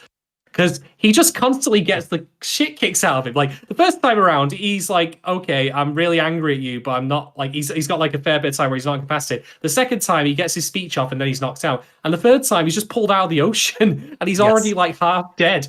Like, he's slowly turning into the God, what was his name again? I was thinking of this character before. He's from Looney Tunes. He's Yosemite Sam. He's basically the like, I hate that AI. Like, that to me feels like the level of character we have from. Although that's actually a lie. There's more to him than that, and I'll get to that later. But like, I think that to a certain point, like, characters crossing the sideline along with Vivy gets a bit too contrived. So I'm happy with them being done because they've served the purpose. Well, I don't think that the purpose is finished being served, and I think that if not the same family tree, then I think someone from Vivy's, someone with some kind of personal connection to someone who knew Vivy in the past, or someone with just a personal connection to Vivy, should pop up in future arcs, because that's like the foil to the same guy who keeps popping up over and over. Does it necessarily need to be Momika or a family tree, though? Because Grace could make sense. No. I don't think it has. Like I said, I don't think it needs to be them. Just bearing some kind of personal relationship to Vivy, because I think that helps ground what Vivy's purpose is. Like, she's not sort of doing something for an abstract idea completely, not like just trying to only like preserve the smiles of mankind, right? Of humankind. There needs to be a human connection, a human face on that idea. She just needs to like be like, I want to preserve your smile. Like, and that's, we've seen that kind of interaction serve as sufficient motivation to like really give her that last oomph to like get done what she needs to get done. So I like that. I think that will be good if it continues. And again, I think it's very humanizing to like, have this sort of goal in the abstract that you want to achieve, but really be spurred on by seeing people directly impacted by your actions. Mm-hmm. Yep. I mean, like I say, for me, I agree with you, but I think Momika and her family's purpose specifically is done. We don't need any more of them. Like, I don't mind other characters coming back. Like, I think it would make sense, for example, for the next batch of episodes. It seems to be two-parters. So after episode 6, we'll get to episode 7. I think the Doctor and Grace will come back, but he'll obviously be like old as fuck, but she'll still be young. Right. And that in itself is an interesting thing to explore in terms of a relationship. Yeah, I mean, I'm telling you, that's what, like, the fucking wedding vows, like, where he said, I'll protect you the rest of my life, and she said, I'll protect you the rest of your life. Like, yeah, I'm gonna outlive you, dude. Like, yeah, it's so interesting. Till death us do part only really applies to one of two people there, really. You know what I mean? For me, right? And Rackham says they don't get married in the current in the new future. I thought they did, but it doesn't really matter. So too. I mean, we'll see. I mean, it's unclear to me, but like, if not, I think. I mean, I'm confident the show will. I don't know, make it kind of interesting. Yeah. All right. Next question. This again from Rackham. Considering some of the unforeseen changes that have occurred due to the outcome and choices made in Vivy's mission so far, do you believe that her and Matsumoto are making progress to their desired effects, or do you think they're actually speeding things up? Well, the question is, though, like, what is Matsumoto's desired effects here to begin with? Is it legitimately to stop the war? Because it seems kind of contradictory that he would have so little affinity or compassion for human life, and yet wants to prevent a war about, the loss of human life. Does that not seem like, these things don't really mesh well together? Well, I mean, it's interesting you say that. I'll have a lot to talk about later. I mean, I think it's I think it's just a new coat of paint on a classic on some classic moral dilemmas. Like having two options that involve suffering, but one potentially causing more suffering than another. Like, what's your calculus there, and how do you figure that? So yeah, I'll talk a lot about that later. Absolutely. Insofar as anything else, so like I think the thing to note though is we don't even know why the war begins either. Right. I'm actually inclined to think because you'd think it was the AI being evolved and them deciding fuck the humans, we're done. But there is some visual evidence from like the camera shots we get, like when it's meant to be from AI view, that suggests they're corrupted somehow. So, and we've already seen like the established history that Matsumoto seems so certain of is not necessarily true, like with the sunrise. So even his own understanding of what was his present could be wrong. Maybe it could be that he himself caused the war to happen because he's a super AI. It's a loop. And he's just, and he's trying to fix it. Because otherwise it results in like, the wiping out of his race or whatever you gotta call it. Who knows? We need more information before I feel I can concretely answer that. Although, insofar as what we know thus far, they're only making things worse by making them better, which is and again, this show has many contradictions in it by design, and I like that. Me too. And that's another part of it. Like, things are so much better now. Like, everyone loves AIs. This is terrible. I know. We've completely fucked it up. Yeah. I mean, it calls into question for me, like, what so much of like the kind of ethical parsing of what's going on here, like, hinges on whether or not you think that the causal relationship Matsumoto is attributing to these events holds. You know what I mean? Like, does changing this high level stuff like really make kind of the impact he thinks it's going to? And I mean, and is that what made the impact that we see, like, the difference? I mean, it's really hard to get into it, but I mean, it's interesting to think about. I clearly think that they are they may not be making things worse, but they are rapidly creating worse conditions for themselves to fix things, because they are diverting history further and further from the original history. So Matsumoto's intel in terms of like how history played out is going to become less and less reliable, much like his overall tech, right? I think that's kind of an interesting aspect of like that they've subtly worked in. That do you remember the little shutdown bug that Dr. Psyche shows?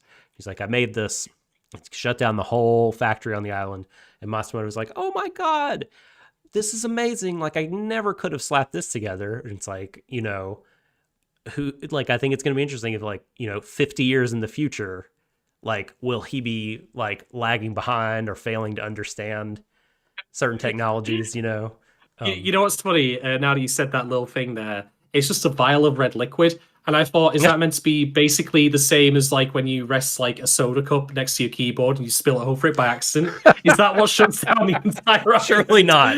Surely it's like nano machines. And it's not just red wine. I spilt my 40 on the keyboard, and it's ruined the entire technological island. Whoops. Oh my god. Oh, that shade coming out, it's Cherry Baja. Right.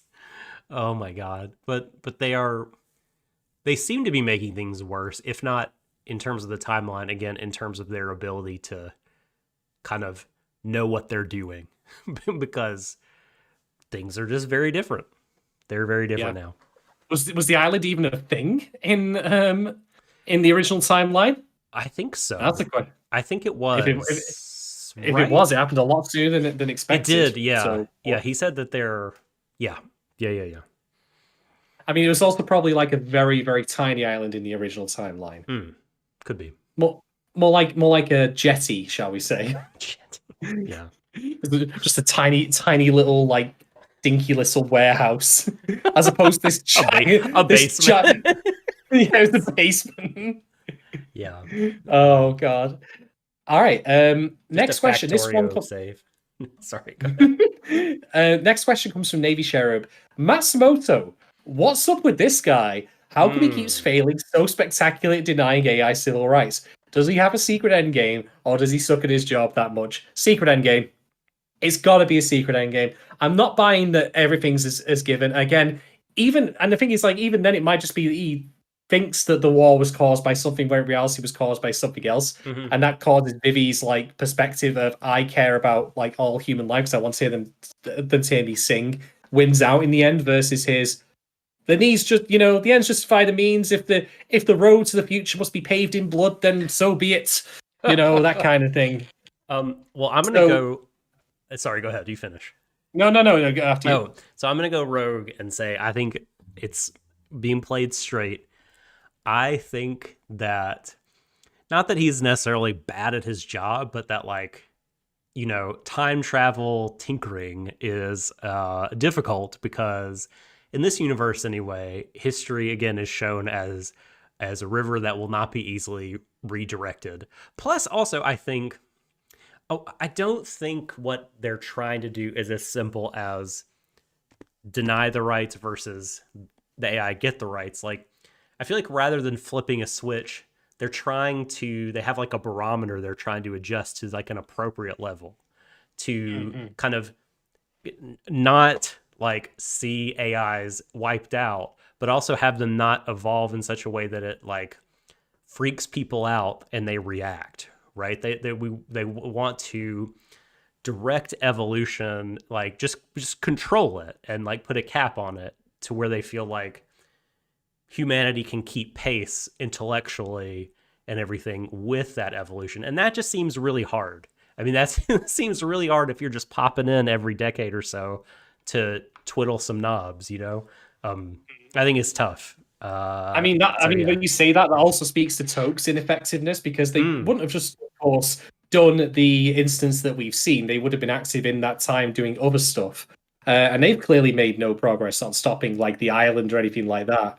I think that's actually interesting that even like whether you're armed with the knowledge or not, like actual societal drift or like shifting from one like outcome to another, where let's say for example, like dare I say, changing the opinions of like a political party's like most fervent supporters. Good luck doing that over the course of even decades. That's a concerted effort, and it's monumental to do.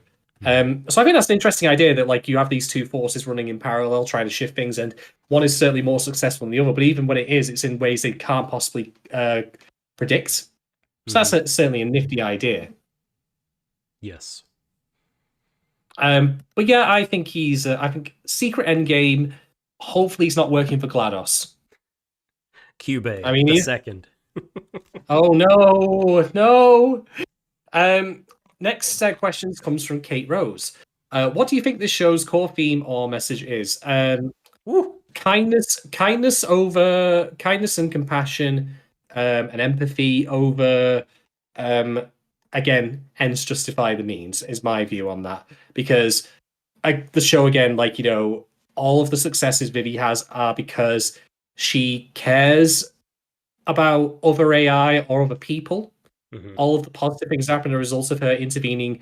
Like she goes our way to save that dude from Toge, for example, even though she doesn't need to in the first two episodes.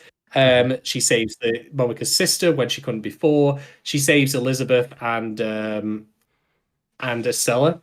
Yeah. And indeed, they in turn have their positive moment as they fade, as they burn out. All the bad stuff. Basically, all the bad stuff is either from Toge's hatred or from Matsumoto saying, "Fuck him, let them all die. It's gotta be done." Can't make a future omelet without breaking a few present eggs. You know what I mean? So yeah, it's just it's a character who innately can supposedly feel like emotions or empathy for human beings in a truly offensive way because they are an AI, and that relies on our understanding of AI as we see it in the law of fiction.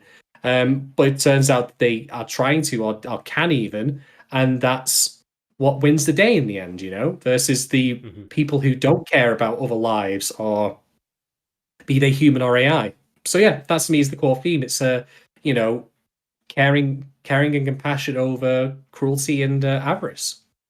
So my take on it is slightly different. Although, like, agree with everything that you said, but I think that's a premise in the show's argument. Whereas, I think the thematic conclusion they're trying to reach is that AI are, like, as far as, like, moral agents, and also beings that deserve rights, are the same as human beings.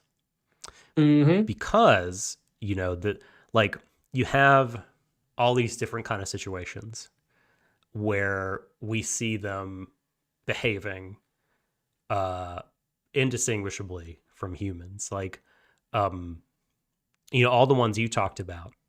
We have Vivy's search for meaning.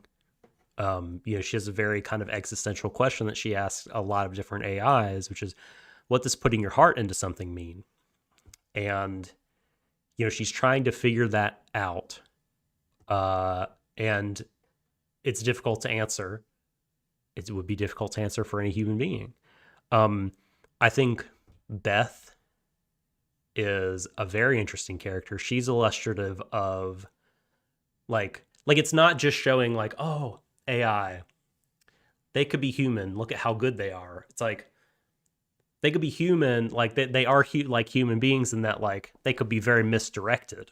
They could have our worst qualities. Yeah, because, like, she's been, like, and you were very right to point out, like, Beth is created by this system that's, like, not really kind of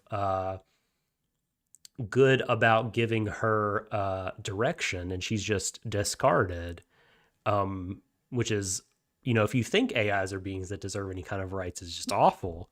But, like, this person comes along and gives Beth a purpose, and, like, she just attached to him and lives for him and to carry out his orders, and, like, that gives her life direction and meaning because she has, an objective. But, like, how different is that from a human who, like, could be found, a discarded person found and attached themselves to someone? I mean, we see this is a very tropish thing for, like, lieutenants of supervillains. Like, they seem like they're loyal and, like, have this sort of code about them, but they're attached to this awful person because it's that awful person that saved them and gave their life direction. I think that there's something very human in that.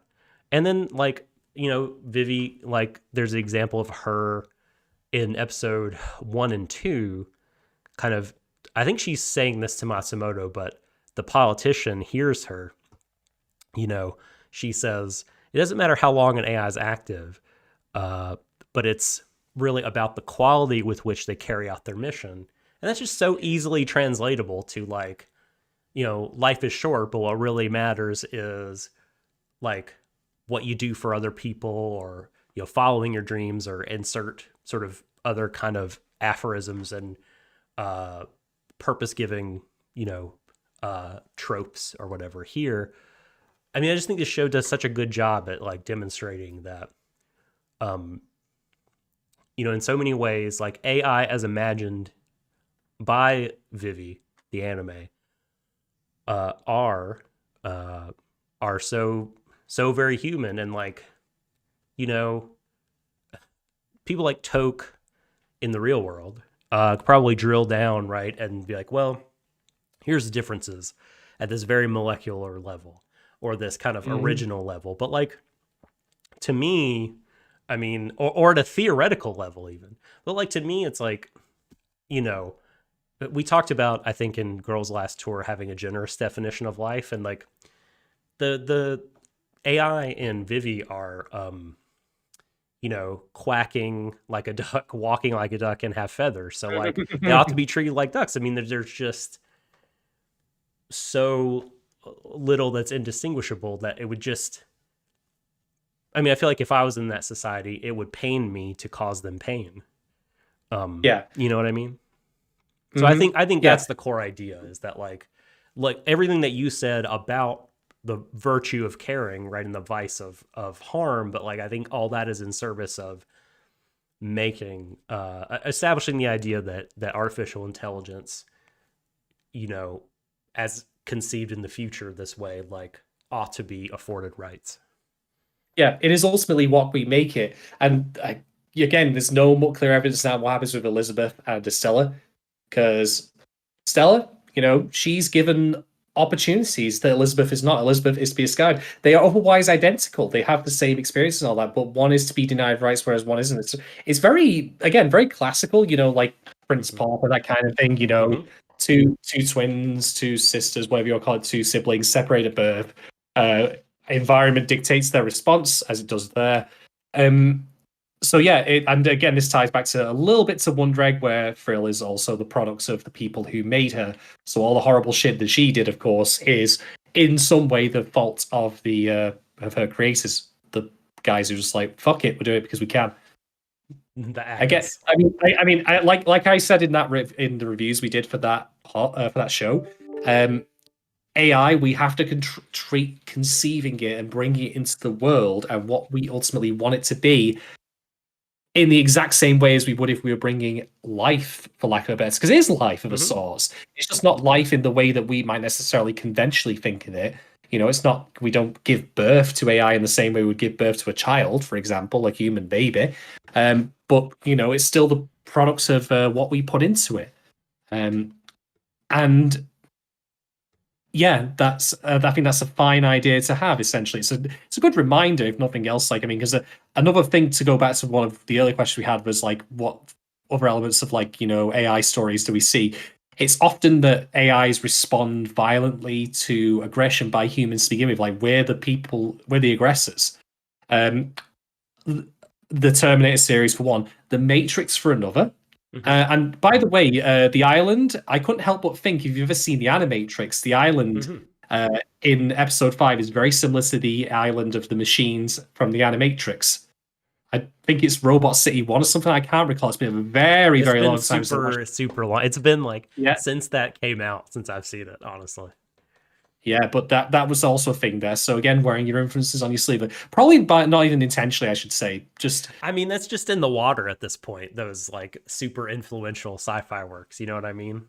Like, yeah, they've influenced so much shit that it's going to be hard to hard to avoid. Right. Next question from before we answer this question, can we take a short break? Yes. Teeny tiny itty break. I'm going to refill my drink. All right. BRB. Or just shoot set browser. BRB.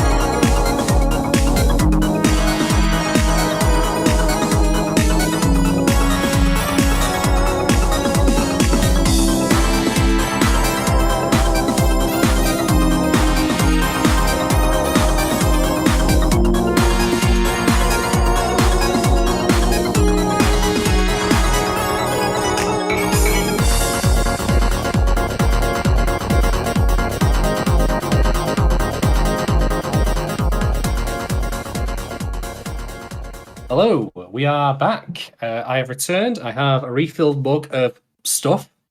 I don't know, liquid stuff. I'm just going to call it. I'm not feeling very inventive with drink names today. Although I do feel like I want to make a Vivy Fluorite eye cocktail at some point in the near future. Although how the hell I'm going to make it look like the color of that? It's going to aquamarine. You know, it's going to be interesting. But anyway, we're not here to talk about potentially dangerous alcohol mixes. We're here to talk about Vivy Fluorite Eye Song.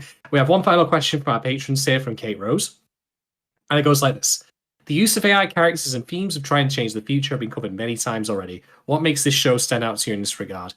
The thing I'm going to point to immediately is Vivy herself as a character, because she is. I can't recall the last time I've ever seen someone who's basically a theme park performer be a protagonist, be they an AI or not. I'm sure people could mention maybe. I was thinking Zombieland then, but even then, I don't think that's necessarily true. I'm thinking of something else. And also that we're going to see like this journey going for all the decades. I mean, again, Bison Sailor Man done that before, but yeah, it's really interesting. It feels to me like a mashup of, say, of Macross and Nier Automata in that way, where we have this very specific role that she fills, where she gets to sing and all that, but also she does all the action stuff, and it feels very unique and very refreshing in that respect. It would have been all too easy, I think, to write this show in such a way where Vivy could very well still look the same, but she was just simply a factory worker. Like, because when you think of AI and robots particularly, you tend to think of them in more manual labor terms. Indeed, we do see robots doing that throughout much of the show thus far. We have drones, we have the giant construction robots in the end of episode 2. And this is good times we'll talk about again soon, but what we tend to see here is actually AI specifically being made, for the most part, or put into positions of caring for other humans, be that in terms of entertaining them, looking after them, hospitality. We're not seeing, for example, AI scientists, AI anything that's essentially outside of what I'm going to call how do I put this?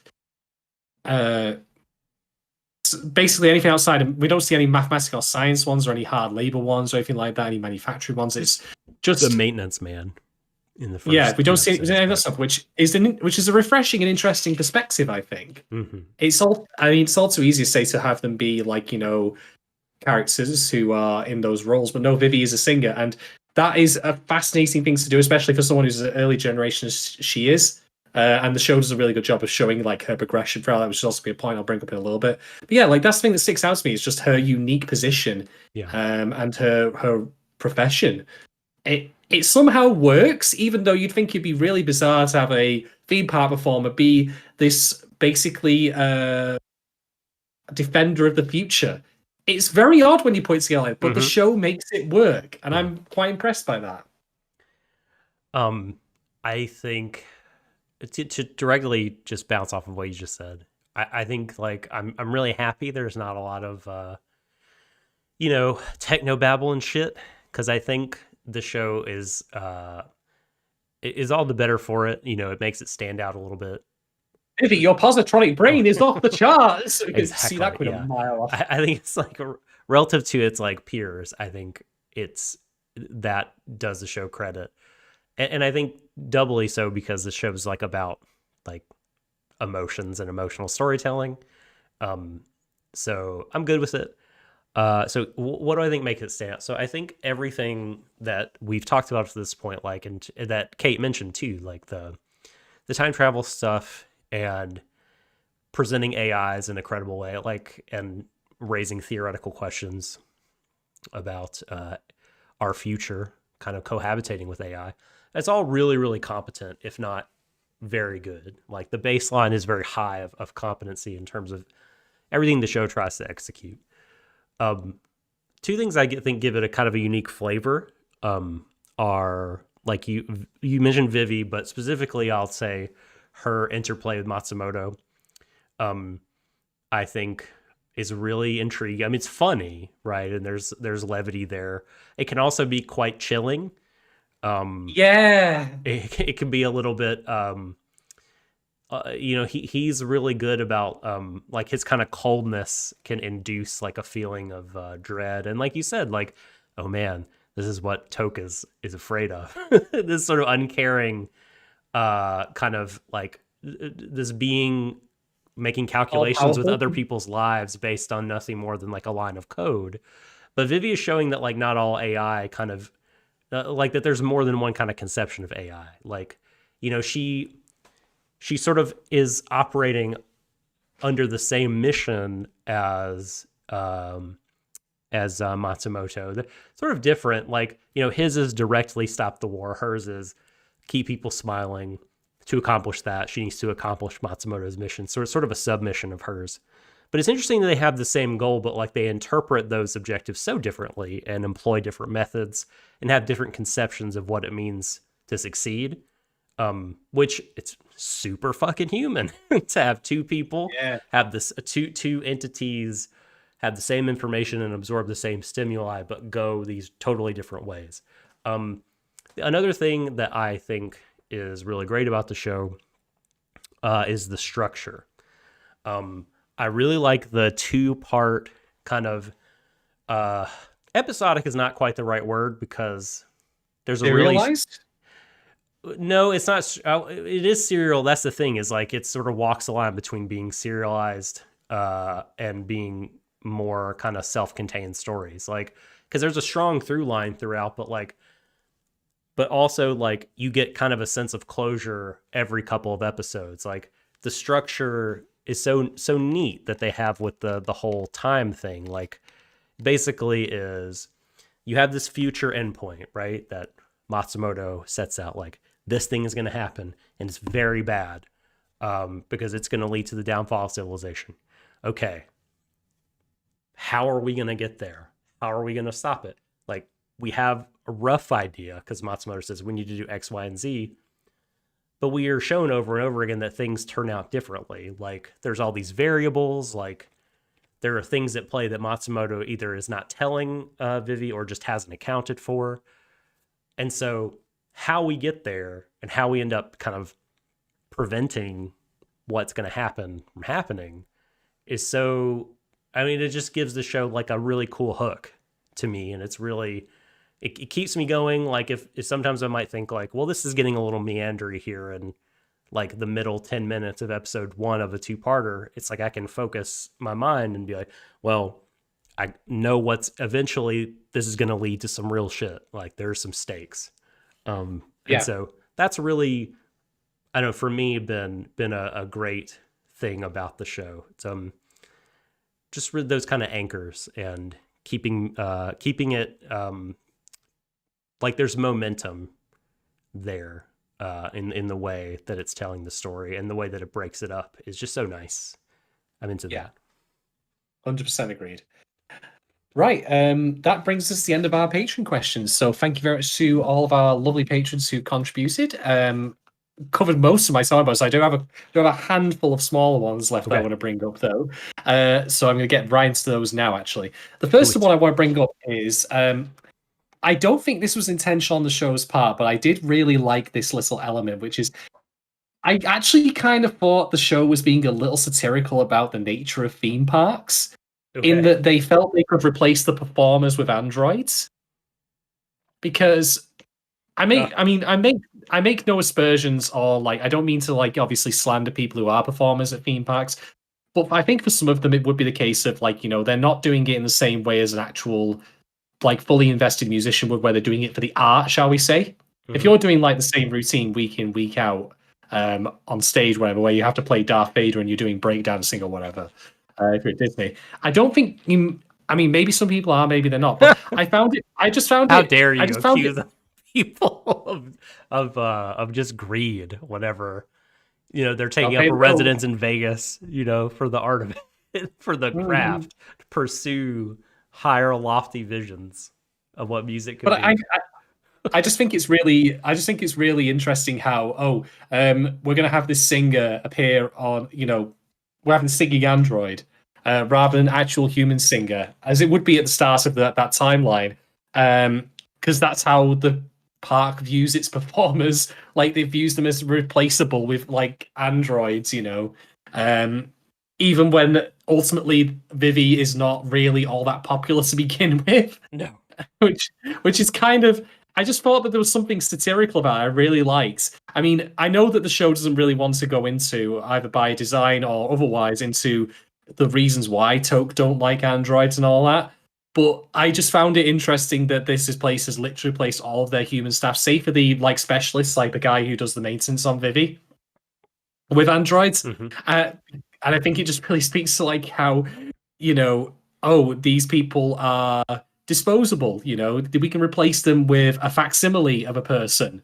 And I don't mean to be disparaging towards Vivi by saying that, but I think that's clearly their intent by playing it. Like, she was made for that specific purpose, to be a performer for, the park, not to have a rich and full life. So yeah, there's something that I just found really neat, and I don't think the show intended that, but I thought I like that. That's a nice little bit of satire just chucked in there, whether intentionally or not, about theme parks and the way that corporations view the people inside theme parks. That they their performances don't have any as they see anyway. They don't have any actual art or authenticity behind them, and that's why we can replace them with a machine. Right. Well, I mean, I think that's not only the way that it's going to go, but the way it should go, probably. I mean, that not just dangerous human labor, but rote or uncreative human labor should be automated, so that you and I and everyone could be freed up to do work that is, and when I say work, I just mean to pursue projects, right? Yeah, that to pursue projects and kind of exercise our creativity and do worthwhile acts. And I mean, this goes back to like you said, the whole conception of the necessity of having a job to live and all this other stuff that should be changed. But yeah, anyway, I was going to ramble, but I'm going to cut off my ramble now. Political ramble about automation. Yeah. So small point, but I like that. I thought that was quite incisive on their part. So, so you talked about the show not punching as hard as it could, in your opinion. So for me, I think that might actually be one of its virtues. I mean, I know that people like you and Alex on here oftentimes joke and say subtleties for cowards and all this stuff, or subject. And I mean, I can appreciate the sort of, Hiroyuki Imaishi trigger way of doing things. I'm into that shit. But I also think that subtlety is not only for cowards. I mean, I think that there's actually a lot of credit in subtle, nuanced writing that is not pushing the envelope too. Pushing the envelope's not right, because I think the show is creative. What I mean is, it's not forcing you to feel a certain way. And that was a thing that I think I really appreciated and continue to appreciate about older science fiction anime, and kind of anime in general, in a lot of cases, is that, it presents you with a lot to think about, but it's not sort of saying fuck these people, and these people rule, and here's some mood music to indicate that you should feel this way. You know what I mean? May I stop you there? When I say punching with its weight, I was mostly referring to giving Toke a concrete reason, an ideology. I'm not referring to smash bang trigger, heavy action or anything like that, or where salty stuff. I actually want this to be more salty, where I can look at Toke and say, hey, they have an ideology behind them. They have grievances, personal grievances even. That guy keeps reappearing. What's his investment? He clearly got in there at a young age. So when I say punching above its weight, I'm not talking about bombast. I'm actually on the same page as you. I wish there was more of it. And that's why I say I wish that Toke had an ideology. It doesn't even have to be one I agree with. I mean, I guess I don't necessarily think that you have to have provide the viewer with copious amounts of detail and specific nuggets of information of that kind to be to exercise kind of a deft writing hand, and be and not kind of hit people over that. You know what I mean? I don't think giving a bunch of details the only way to do it. I think at times showing restraint, or perhaps being vague or ambiguous, or maybe not providing detail, is can be the right way to go, and can provide more food for thought and more more points of interest, because I for one do not find Toke any less interesting at all because they're not saying, robots took our jabs. Like, I just think that there's. What, did they get vaccinated? Robots took our jabs. Bastards. They took our jabs. They can't even catch the Rona, and they got vaccinated. The pricks. Right. Well, I mean, they're not reenacting the shoe store scene from Asimov, but like that is a way to, like, provide like some crunchiness to the story and like give things to talk about and idea. But like, I don't know, to me, like Toke are still like super interesting because for the very reasons that you are saying you're disappointed in them. And I guess it's sort of a different strokes thing, but I guess like, I don't think it's like a different strokes to different folks. Well, I just didn't think it's a failing on the part of the story. No, I mean, look, I have to clarify, like, I still am positive on the show. And I said at the very beginning, like, I don't know if this is me, like, not approaching it on its own terms or not. I mean, I'll get to my, if you allow me, I'll actually get to my point about Toke that I was going to bring up now, though, in relation to that dude whose name I can't remember. Yeah, I don't think they give his name. They don't give his name. I think they do, but I can't remember it. But it was only mentioned once. But anyway, you all know the guy. He's the guy with the sky. He's the guy who like has Vivy's blood on him at one point. So here's the thing, right? His initial time with Toke in the first 2 episodes is, we're going to blow up this fucking building and we're going to kill this guy. We're going to shoot him dead repeatedly because he does a thing. He's going to do a thing we don't want.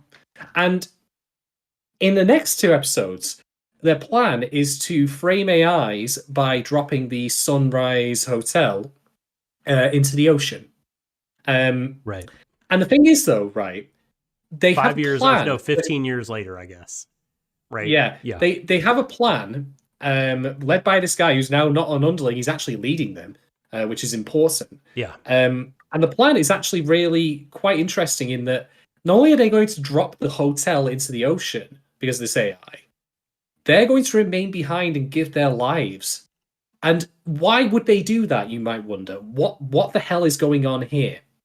And I think there's actually a really interestingly subtle shift in their in the way they're doing things. Because as Beth points out, why not drop the thing on a city? Why not leave the people in the hotel on the hotel? Mm-hmm. Because if the hotel drops out of the sky and there's no one on board, oh no, it was a tragic accident due to a malfunctioning AI, but no one's actually dead. Right. I mean, if a train derails, for example, but no one's hurt, is that really a big deal? I mean, it's a big deal, but is it as big a deal as it would be if people died in it? Can I just say just real quick, Mal does not list that guy as a named character. He's only Matsumoto, Vivy, Estella, Grace, and Ophelia are on there as characters. I find that hilarious because that's so telling about how much he participates in this story thus far. Because it has been very peripheral, to be fair. I mean, he's his important. They just haven't named him. I'm gonna do the Wikipedia. Anyway, no, I don't think that they have. The point is though. Yeah, no, Wikipedia. He has no name. Like, he's not listed as a character, but he's important. Yosemite, we'll call him then. So Yosemite, like, he and his men are going to stay behind, and that's to actually then, provide the deaths that are necessary to give this tragedy more emotion to it, more emotiveness. Rackham's brother is Kakitani. It must have been mentioned because I feel fairly confident. Why did no one write it down? Because they don't consider him an important character. So weird. Anyway, but so the point is, right? They're going to do that. He's in the summaries, but just not in the character lists.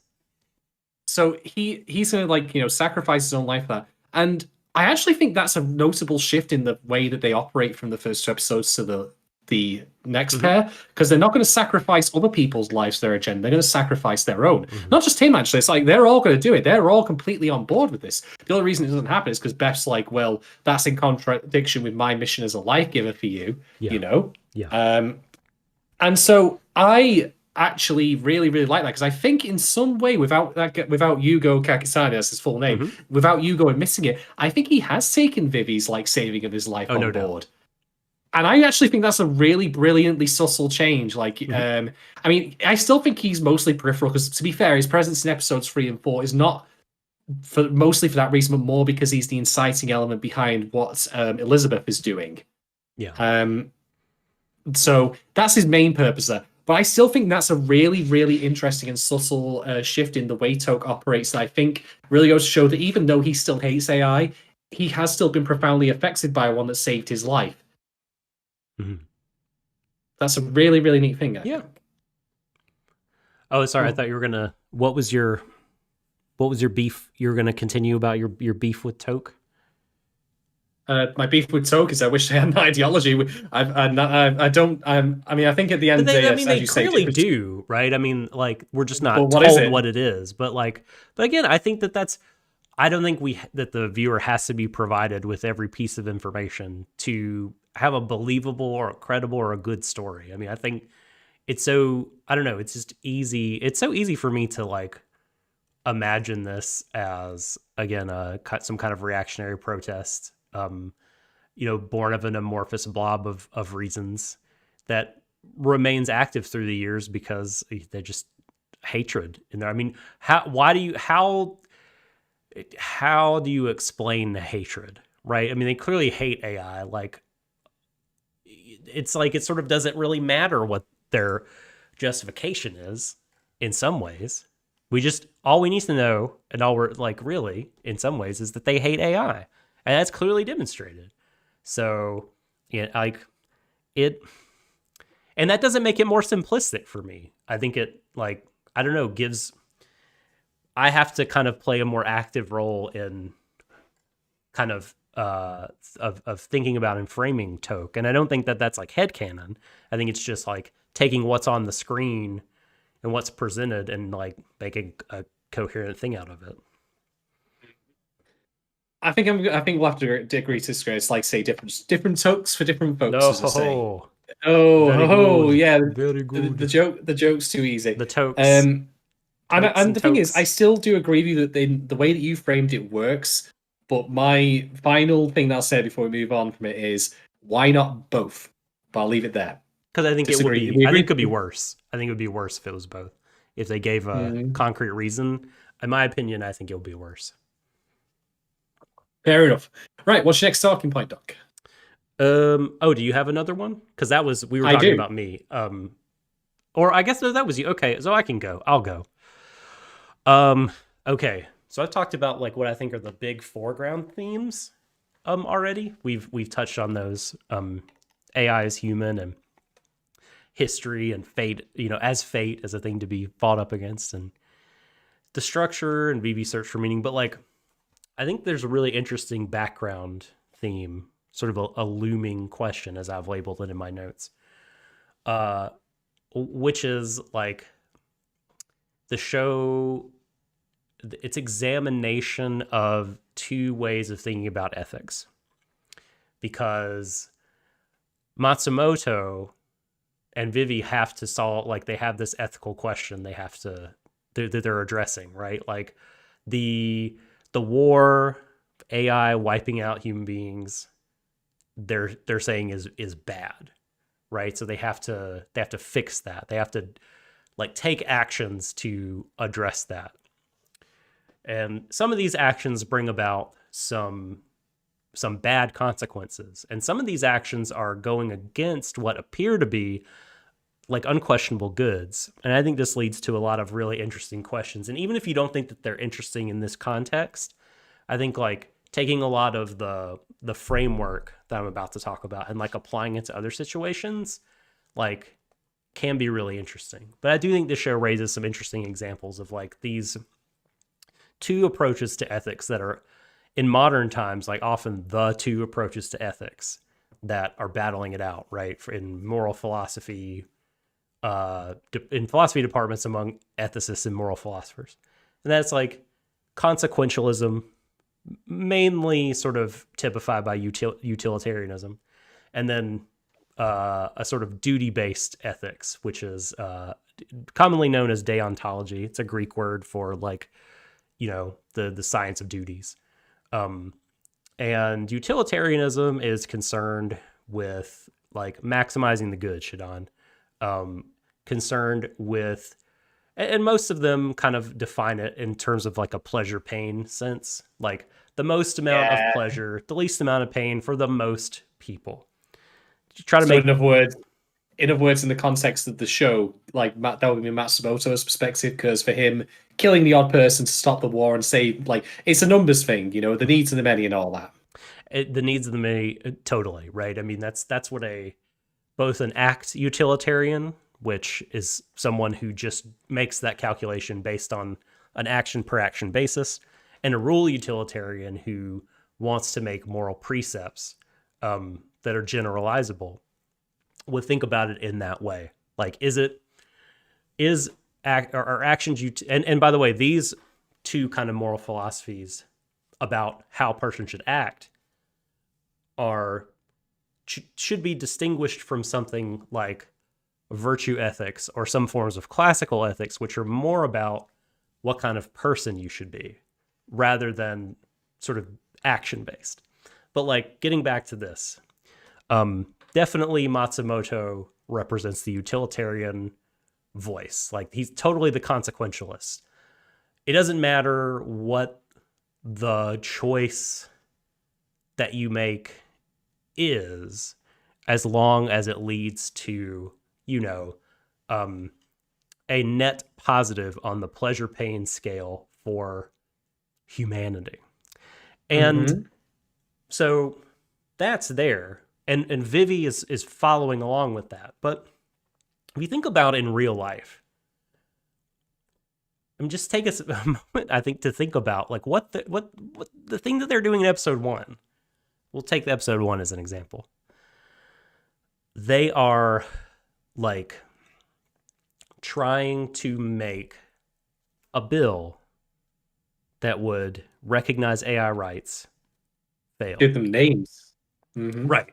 That would lead to AI rights. The AI naming bill, trying to make it fail. It seems like an unquestionable good, though. Like, and people would say it's good, but I think people would not argue that it's good from a pleasure pain point of view, a calculate. I think people would just say, this is the right thing to do. Yes. And where that comes from, the idea of right versus wrong, is a deontological idea that you have moral duties. Where do they come from? I mean, you ask a different deontologist, they'll tell you different things, right? But like, hard-coded into reality, some way or other, like, there are like moral things and immoral things, like right and wrong. And like, regardless of like the pain it might like produce, that something is still right or wrong solely based on whether or not that choice lines up with, the moral principles of the world. So I don't know, like, what's a great example? Like, gosh, I'm trying to think of another real world kind of example, but I'm very bad at coming up with these on the fly. But I guess just like, if you think about Vivy, like, it really does seem like signing this bill is unquestionably good because it's leading to more rights for people. But like, would we in the real world, I mean, of course, they have the benefit of hindsight via time travel and everything like that. But that's what that's what makes these questions interesting, is like, the show is positing that there's a causal relationship between doing the right thing and bad outcomes. And so Matsumoto seems to be clearly operating from this basis of like, the outcomes are what matter. And I'm just wondering if like Vivy is going to push up against that in some way eventually and be like, well, yes, like, we need to stop the war, but along the way, things we do, maybe the sort of like treating everything as like this math equation isn't the right way to go. Maybe like we should do it for a different reason, or I don't know, but like, the show at this point hasn't really come out and said, this one way of thinking about ethics is good and this way is not right, or this way is inferior. And I don't want to like say that yay or nay either, but I just think it's interesting. And to illustrate the difference, I guess, is like, to think about deontology, they think about like, instead of, again, the collective good, they think right, or the right with a capital R. It's said to have priority over the good. If an act is not in accord with the right, it may not be undertaken, no matter the good that it might produce. And it really, Matsumoto is just like flying in the face of that. And we'll see, I think, whether or not his approach is the right one, whether or not it pans out. I just think it's interesting. I mean, you pointed this out, that like some of these choices just appear to be self-contradictory. On the face of it, they're like going against their own interests or principles. But the idea is like, they're not operating on a principle-based calculus. They're looking at it in terms of like total lives lost, and that's it, I think. Which feels bad a lot of the time. Sorry, go ahead. The episodes have already demonstrably proven, though, that Matsumoto's perspective is wrong, although it's not wrong for the reasons that you point out. Because he, in episodes 3 and 4, he said to Vivy, destroy Estella. Job done. Uh-huh. If she had done that and got on the escape pod, what would have happened immediately afterwards? I mean, the same thing. The exact same event would have occurred. Because so it's interesting how, like, also here, absolute knowledge of the future isn't necessarily true, all right? I mean, I think back to, again, Terminator 2, and, like, one of the things that I don't think a lot of people speak about in that film is the fact that Sarah Connor in that film basically does what the Terminator plans to do, which is use existing knowledge and go back to murder someone to alter the future, which, of course, in this case is Miles Dyson. But, like, it turns out that killing him wouldn't actually change anything anyway, because there's still all the files and research left elsewhere. Simply knowing who you think is directly responsible doesn't actually, for an event, doesn't ultimately mean that taking them out of the equation or removing them will solve the problem. Yeah. It's more complicated than that.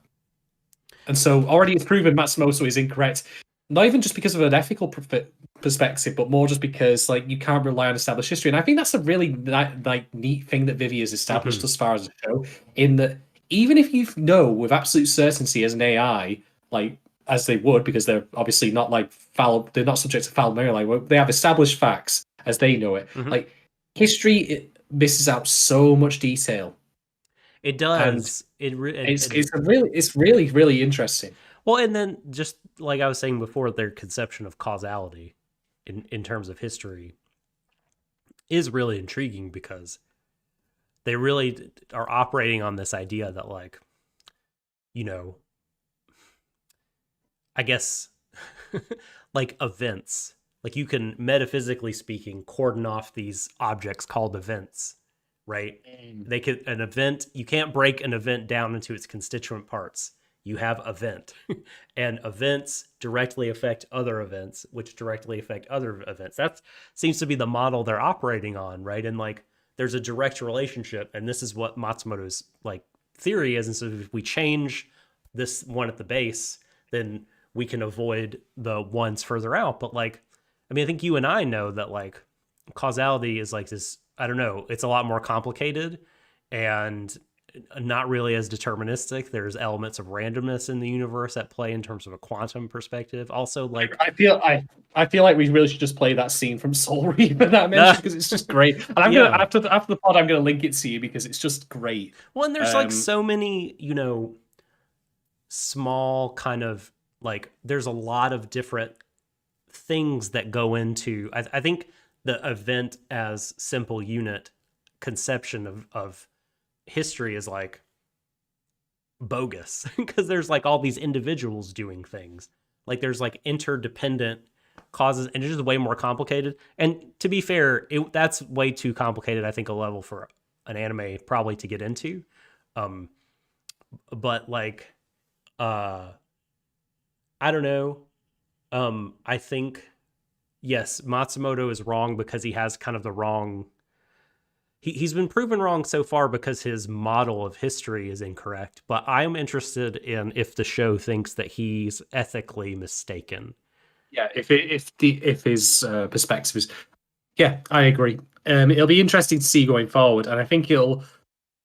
The funny thing is, I agree with you there, but that also means that I hope we don't end up finding out that he has a secret agenda, because if he does, then it would undermine that. Yeah.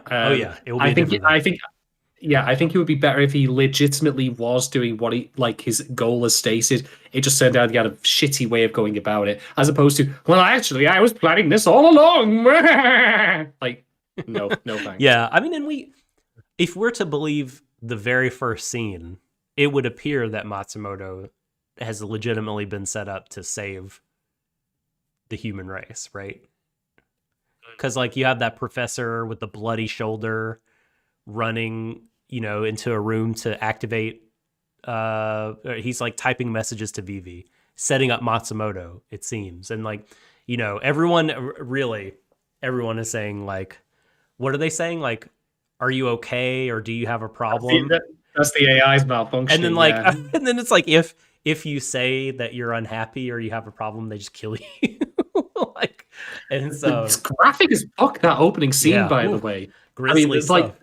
The drones are just flying straight into people and just decapitating them. It's horrific. And in the meanwhile, like, you've got the performer on the main stage going like, "Hey, everyone, I'm having a good time," and the whole surreal the whole shit goes on. It's so whack, and that's why I think, like it's not as clear cut as like the AI taking up guns. So something weird is going on. Yeah. Which has me intrigued. I'm very intrigued.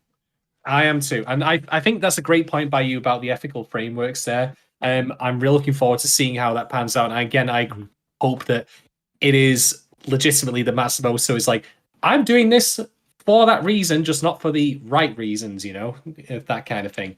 Yeah, I mean, he has a legit goal he wants to reach. It's just like, and for him, the conditions of success are different. Whereas I guess you could paint Vivy's mission as more of a deontological kind of framework because, she's concerned about seeing smiles on faces. She wouldn't, for instance, like be interested in saving everyone if that meant, they were alive and, I don't know, slaves to the AI and suffering, or like in some way, like unhappy, which I mean, I guess that kind of dovetails with Matsumoto. I have to think about it some more, but it does seem like this whole idea of like, everyone needs to be smiling. I don't know. I think that there's a way to skew that where it's more of a moral duty than a utilitarian calculation. But I could be off base on that. We'll see. We'll see. Okay, my next talking point. I want to talk about the end scene, or one of the end scenes of episode 2. Because this is a scene that has something really great and also something that I feel is kind of not great at the same time. To go through it, the scene in question is when, and the editing, by the way, is very jarring because we cut to this all of a sudden. I don't know if that was just because they were running out of time in like fitting all the material they need to, or because they felt it would be more shocking this way. But essentially, we cut from like Matsumoto and Vivy like having shook hands to Matsumoto having possessed a giant construction robot, throwing her around in a factory somewhere. Like, I don't even know how they got there. I really like that cut. That's cool. I was into that. I was very jabbed, but that's not the reason I'm bringing this up. So the thing I like about this, firstly, is I like the idea of the role reversal, because Matsumoto has taken the form of a teddy bear, which is a toy, something that Vivy can just pick up and throw on, and now he in turn is throwing her around like a doll. I think that's a really great reversal of that. I think that's excellent. Monokuma. But I also think it speaks to one of the issues I kind of have with the show and its reliance on action, which is the action is great, but it's being delivered in a very physical sense. And what do I mean by that? So in the first 2 episodes, Vivy is constantly saying to Matsumoto, remove yourself, don't don't get in my head, all that sort of stuff. Are you okay there, Doc? You look like you're about to... Yeah, no, please continue. Cool. I wasn't sure if you were like just like having a marriage, like, oh, here he fucking goes again. What a bastard. So like Vivy says in the first 2 episodes, like, remove yourself. Are there any viruses? Like, am I being corrupted? All this Mm-hmm. sort of stuff. She seems deeply afraid of mental invasion, for the phrase I'll use for this. Yeah. Physical harm, not so much. She does, after all, take the bullet for the assemblyman. She throws herself underneath the giant, falling debris, slab of debris. Yep. Has her arm torn off by Beth. Yeah. So the thing that gets me though is I like the action moment where Matsumoto throws her around as a doll because it's a great role reversal. But it also feels like the language of violence here is very physical as opposed to what it really should have been, which is him assaulting her digitally, mentally, whatever you want to call it. And there is already an existing framework in the show for that to have happened in the archive. I could, for example, envision, rather than showing that scene, where the machine, like the giant robot, throws around. Imagine if in the archive a gigantic Matsumoto teddy bear just started wrecking the place and throwing her around in the digital realm. I think that would have worked, and it would have gelled together with her concerns of being mentally violated. It's strange. It feels like the action doesn't necessarily gel with the conflict, so to speak, or what's been set up before. And I think that's weird because I get what they're going for with the subversion of the toy becomes the person in charge and all that. He really shows his claws, but they could have done it better. And this also to me ties a little bit into what happens with the fight between Beth and Vivy in episode 4. It's a great fight. I really, really like the visual element of I think the chat from A&N mentioned this as well, by all the electricity, she's been overclocked, she's barely holding it together. But I think it's going to look better in post, by the way. I think they'll touch it up for the Blu-rays and it'll look better. It was a little choppy looking. It was a bit choppy, but I liked it nonetheless. I did too. But I couldn't help but think to myself afterwards, could the fight have been done in a way that wasn't literally about stylish action? Could they have had a fight in the archive somehow where things could have been more imaginative? I mean, these are AIs we're talking about here. Why is it so focused on physical bodies when physical bodies are something they don't care about? But it seems like the AIs are most concerned with being corrupted digitally or thought digitally. I don't know if this is being overly focused on the language of action in terms of physical combat, as opposed to what it could be if it were more imaginative. I think this is more pronounced in the scene with Matsumoto and Vivy rather than with Bethany. I mean, Vivy having this combat program makes perfect sense because she was given that by Matsumoto. Where the fuck did Beth learn how to fight though? You'd think that Vivy would have dismantled her. I mean, you could invent all the reasons you want for that, but I mean, if it were also in the digital realm, then it could be a question of willpower. Whose will is stronger? Whose mission is stronger? That kind of thing, It could be a representation of will. Oh, I hate that. I don't like that though, because that's a might makes right situation. Where it's that's one thing. As opposed to Vivy headbutting her and knocking her out. Well, sure, but like you said, they both are in equal in terms of maybe not equal in terms of skill, but I'm just not a big fan of the whole shonen trope of the good guy is the good guy. And people are convinced that his philosophy is right because he beats them up in a fight. I just not because I'm not a consequentialist, I'm not into the battle of wills deciding what is correct.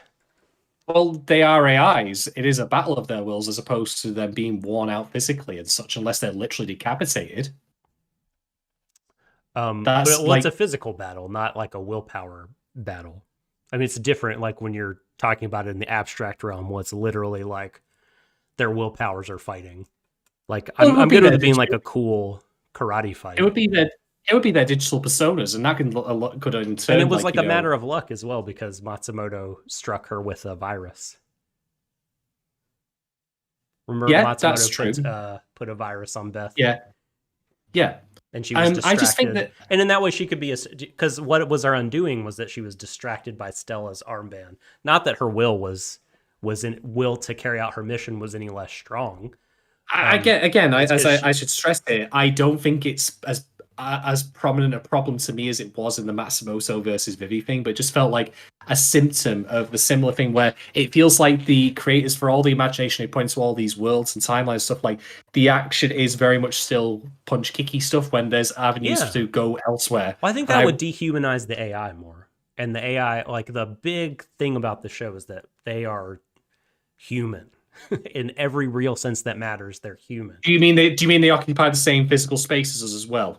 Because I suppose, in a sense, like, I mean, obviously I would portray it if I were animating the show, but you can imagine, like, if you were like that girl, God, what was her name again? Momika's sister. The sister. Yeah, Momika's sister. Yeah, like you can imagine, like, you know, if she, like, when the scene when Elizabeth first meets Vivy and tries to kick her and punch her, like, if they just stood there and had like this dueling mind battle, it would obviously be a bit weird.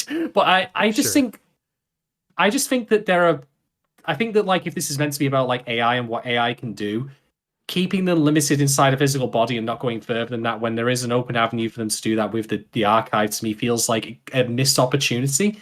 And again, I should stress, I like the action scenes. I think they're good. But I think it's most pronounced in the Matsumo and Vivy one, where I don't want to be mentally harmed, but then, like, the point at which Matsumoto assumes his dominance over her is through physical doesn't gel to me. Doesn't marry up. Well, if you, how do I say this? So I think it is important for us to leave our assumptions at the door for this new show about what AI are and what the world is like and things like that. I really do think that the archive is just like a communication network. I don't think it's a world. I don't think it's you know, that they haven't talked about consciousness uploading. You know, it's not like a transhuman thing where a human being could upload their consciousness there. It appears to just be a visualization for a communication network that, you know, like a NAS drive that certain intelligences have access to. And rather than just have a screen and show text, they want it to be visually interesting. So they show her walking around a file cabinet or whatever. That's just what it seems like to me. And I think, again, rather than just purely a lack of imagination, although it could be that, I really do think it's like they're trying to humanize the AI. And, oh, you said something else earlier that I wanted to respond to. What was it? Your bank account details and how if I can transfer on you. Yep. I'll give those to you in a moment out loud on the podcast. Give me money. Oh, sorry, it's all right. You can just DM to me afterwards. It's fine. No. Oh shoot! I wish I could remember, but I just I guess in a general sense, like I just find myself being, given what the goal of the show appears to be thematically, more charitable to this approach. So I mean, so the whole, like, what we're shown first, I guess, like you said, is Vivy being hacked by Matsumoto. And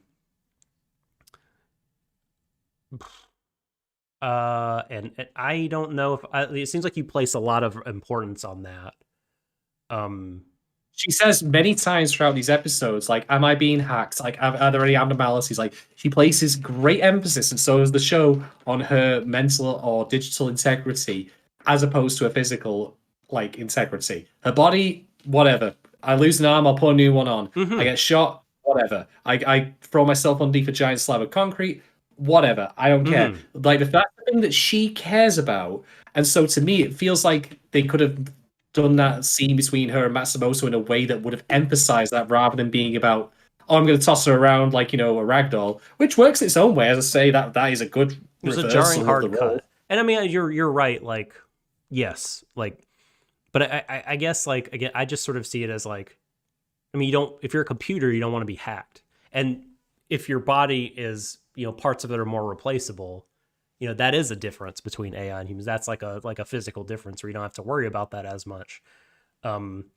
So why did they have that physical fight with the crane? I mean, it is interesting. I mean, I do see your point there. I guess, like, the idea is, if you take my meaning that if you assume, like I do, that the archive, that there's not some kind of digital world where their consciousnesses are at play and their bodies are at rest, that it's just like a visualization of their brains working while their bodies can still operate. Unless, you can use the brain to shut down the body in a human. You could do the same in an AI. What Matsumoto was trying to do was prevent Vivy from going after Momoka's plane. And so he needed to stop her body from going somewhere.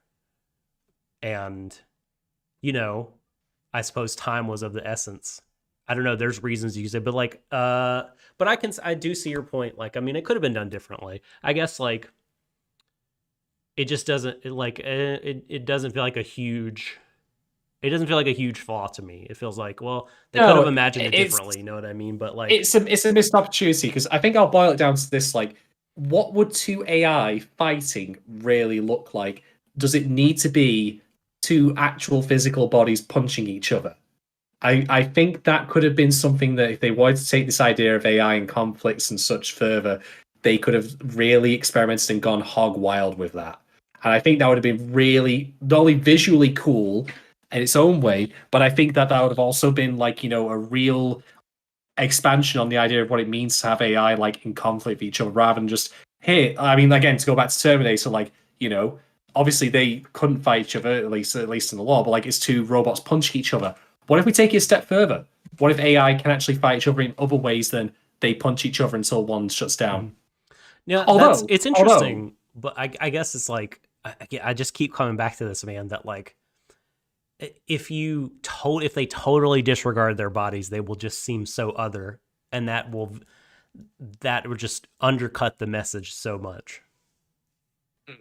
I will, however, point out one thing that I think is really, really cool about the fight between Beth and Vivy. So Vivy wins by headbutting Beth at the end. The headbutt of doom. But the thing is, it's established all the way through the episode at that point that AIs communicate their intentions by tapping their heads at each other. So that is an amazing way to fit a headbutt in that feels fantastic. Like, this is my intention, like, taken to the extreme. It's great. Yeah. Speaking of which, Momika also, like, before it's even revealed that that's the way they communicate, Momika taps her to Vivy's head as well, like when they're backstage. So even before that's something that's relevant to the audience, they're still established world. Like, that's consistent world building. I like that a lot. So yeah, that rules. I'm not going to play down the fights as being bad. I just wish that they weren't so, for lack of a better phrase, conventional. Because I think you could be doing, and this ties into my overall point of, this show could be punching harder, in my opinion. Like, it could be more out there with its concept, rather than feeling restrained in some respects. Oh, but I love the restraint. I mean, I just think it's so much better for the, if you want to tell a different kind of story with a different message, go for it. But like, I mean, I think having like, super fights in a digital dream world, like, just really cuts the legs off of your message. Like, these are human beings. It runs counter to it anyway. Like, it would be, that message would not hit as hard as it does when you have these like embodied intelligences that are living and not breathing, of course, maybe, but like, I don't know the biology of the AIs, but like, they're existing and cohabitating with us in just about every real way. There's of course some differences, but like, they just seem so much like humans, and I just think that works so well for what it's trying to do. That to do the different thing would just make it a less effective show. It would blunt the message for me. Fair enough. Right. Do you have another talking point, Doc? I actually don't. I think that I've gone over all my big picture things. I mean, I have a lot of little different notes and everything like that, but I have one more, which is just more of a collection of small things that I liked. I got so. So the first thing I will mention is I really like the fact that Vivy says like her plan is to get on the main stage, but to put it another way, is she not already there in a sense? She's the protagonist of this like decades-long spanning story that puts her front and center in saving the world from like robot Armageddon. I think that's kind of like a great way of showing that a great way of contrasting like what her objectives versus what where she really is right now. And it keeps her grounded as well. You know, like she doesn't have like the ambition to become like robot Jesus or whatever, you know. She just wants to sing on the main stage, and that's a great element. The other thing as well I'll note is there's a moment when Moeka's plane blows up and it's raining, and this is something they did in Diner Zenon with what was her name again? Don't look at me. Why can I not remember? Very bad. The girl, I'm terrible with names, as everyone knows. The girl with the girl, basically. Like, you know, she's got a tear that runs down the thing when she says, like, she's got a problem. Similar thing with Vivy, like, the rain, like, cries, like, you know, the tear comes down there. That's great. Rackham mentions in chat, did you guys enjoy the smaller episode? I like the fact that also to show, like, something traveling through time is music in of itself, because the song is repeated numerous times. That's a great way of, like Vivy's effects, like she doesn't even realize it, but it seems to be like passing along to other people. It's not just like she's not just affecting things at the moment, but also her effects have like tangible consequences that travel along through time and through people, through culture. Again, Macross. I said that Macross. I didn't say I didn't throw out those. Those little guys, by the way, in the Bracken mentions, they're the Nier Automata little robots, just basically with treads instead of legs. Yeah, they are, and that scene to me, it feels like the show saying that Vivy has developed their subconsciousness there, because instinctively, without I think even knowing why she's doing it, she just abruptly turns on her heel and leaves the room, because the show is so it's overwhelming. That surprise party and song, it was overwhelming for me, very emotional, and then, you know, she had to collect herself before going back in. And then also building a crash for children, and she's going to destroy it. I know. Well, I mean, and also like in terms of like the subconsciousness, when they shut down M, I can't remember his number, 2500, and M they call him. M. Like it shows like he has dreams of what the future will be like. You know what I mean? And they just evaporate because he's turned off, and that's I'm telling you, man. It's good. Fucking human. God damn it. Again, Nier. It's the Nier stuff. Like, and you know what? Like, I'm not gonna say that it's a ripoff. Like, because I don't believe that. I think it wears its more modern influences on its sleeve. This show, but I'm okay with that. Really, to be quite honest. Because it's consistent at least with what it brings to this original. So it isn't like, you know, relying on this stuff that very clearly is from, say, Nier as like, you know, something to lean on. No, it's just it's a homage, I would say. The other things that I wanted to mention, just as small little bits here and there. God, what was it? There was something else that popped into my brain a moment ago that's just completely vacated it. It's just like I like the fact that Vivy actually has proper musical numbers for the OP. Oh man, so good. They get increasingly more complicated as time goes by. That's nice. I like that. God, what was the other thing? Vivy's hair, so good. God. Oh, actually, yeah, that was it in a sense. Like, I like that Vivy has many different appearances, but I will give this show credit. None of them, like, to me, it feels like if you're creating a show about an android who's also a lady, it would be too easy to sexualize her, put too much fan service in. There's a little bit of it here and there, but it's very, very minor. It's very brief, and they keep it like Shane. They like it. I think that she's an awesome character. Like, she looks cool. Like, all of her outfits are great. Is there they keep very good. I think the scene of her leaning over that guy was pretty evident, but I think that's very, very mild though. mild. It's mild. Yeah. Like it is the Nando's lemon flavor. You know, like is the 1 out of 5 on the chili scale. All right. You know, it's there. I think very mildly, but it is so mild as to basically be unnoticeable, and it didn't bother me. If anything, as I say, like, I think to myself that they seem to treat her in the same way that Basso treats the Major in Ghost in the Shell. Yeah, like she's stripping down afterwards, and even though she's a robot, like, you know, he still doesn't look, because it's, you know, senses like staring into someone's soul, someone's prize, like exposing themselves, which is also the best scene in that film, by the way. Just want to point that out. I'm sure we could disagree about that, but I think that's the best scene in the movie by far. But yeah, I will also note that the world design looks great. I like the fact that there's this unified like AI that operates like Vivy's like, you know, room. like, that's very sassy and talks back. It's like, what do you mean? I've already cleaned, like, for viruses and stuff. Stop giving me. Yeah. Hey, listen. I'm sorry, I had to get out of the way. No, they're great. You can't have Navi without having the hey listen thing in there. Hey, listen. That's hey, listen. You've got 5 new messages. Yeah, I mean the visual design of the island, great. Generally speaking, everything in this show, like it looks fantastic, except for the cars. The cars look like dog shit. Oh, the cars look like they were made by Tesla. They're very bad, but I'm sure they'll get fixed in post again. I think the fight will get touched up too. They clearly were undercooked as far as CG goes. Like, or maybe that was the point. Like, they're just shitty Tesla cars as far as I'm concerned. They've got RGBs in them. That's it. And great. I found sometimes, like, whenever they go to these like really highly detailed shots of Vivy's face, and the sort of there's something about the shading that's slightly off. It feels a little uncanny valley-ish. Like there's so much detail in the eyes and the lips that like it always like it's like just odd. But like then usually when I like most of the shots because they have less detail. But she's still a hot robot mama. I mean, I love like they don't need to sexualize her for her to be sexy because she is. Oh, great. She's hot. Like, I'm not gonna lie, she's hot. When she has the hair pulled back and then the one side in the front is down and the glasses, like business Vivy, it's great. She's great. Oh, that reminds me, actually, one other thing I liked as well is, and I don't know if this was again by intent or not, but there's a lot of gestures that you'd think she wouldn't need to do as an android. Not least of which being, I mean, she wears glasses for disguise, I suppose. But the other thing is, like, tapping her ear, like when she's getting communication. Mm-hmm. Why do that?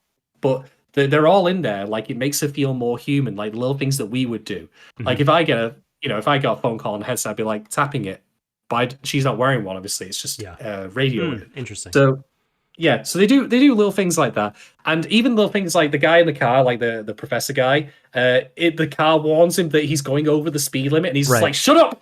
Shut up!" Uh-huh. Ignore that warning. Like little details, like they've clearly put a lot of points all of the world building. I think it's great. So yeah, I really like the show visually, and also in terms of its audio, the music is great. Again, very near adjacent, I think, but I'm not complaining because that's a damn fine OST. If you're gonna draw inspiration, draw it from something good. But otherwise, that's about it for my talking points. Really, I'm done. Let me shout out 2 things really quickly while you've been talking. I thought of the scene in which episode 4 is my favorite, by the way, and the scene in which Vivy is encouraging Momoka's sister, or she's about to. She's like, they're conferring, and Momoka's sister is like crying because she's upset, and it starts playing this music that sounds like music from Valhalla, honestly. And fucking Matsumoto flips in, and then Vivy like encourages and like inspires and kind of just gives a pep talk to the sister. And she like, wipes her nose and toughens up, and Vivy like attaches a new arm. It's just a good shit, man. It's like, yeah, we're about to like, we're getting our, what's the word? Fucking in Call of Duty, you have a loadout ready, and then they're gonna like, fucking wreck shit. I loved that scene, and then this speaks to some kind of what you were saying, and this is a very small moment. This speaks to maybe something you wanted about being imaginative with the action scenes. In that scene, the first thing that she does after she has the combat program is she takes out 3 terrorists in orange jumpsuits. And she kicks off of 2, and then she sees one approaching with a knife, and you see briefly from Vivy's point of view, and it shows 3 possible, in red outlines of the lady terrorist, 3 possible paths and courses of action she could take.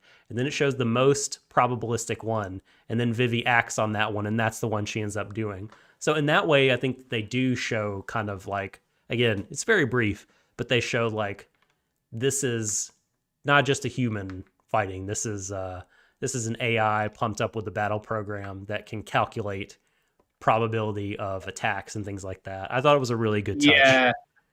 Although if I was to be really, really nitpicky, and this applies equally to Terminator films, why is there even a point of view for the robots? Because they wouldn't need to process it like that. It's a UI for film doesn't need it, to be honest. But that's me being nitpicky because it's a film convention, so whatever. Yeah, it's for us. It's fine. It's for us. It's for us. It's fine. All right then. Well, with that, I suppose we should move on to rating these episodes. I'm going to get mine out of the way first. I'm going to say one particular thing, which is the rating I'm going to give is not going to include episode 5. Why? Because it's clearly first part of 2 episodes. I don't feel it'd be fair for me to offer a rating that encompasses that because we haven't seen what the outcome of episode 6 is yet. So consider this a rating for episodes 1 through 4, even though we have discussed 5 a little bit. For me, I am going to give Vivy Fluorite Eye's song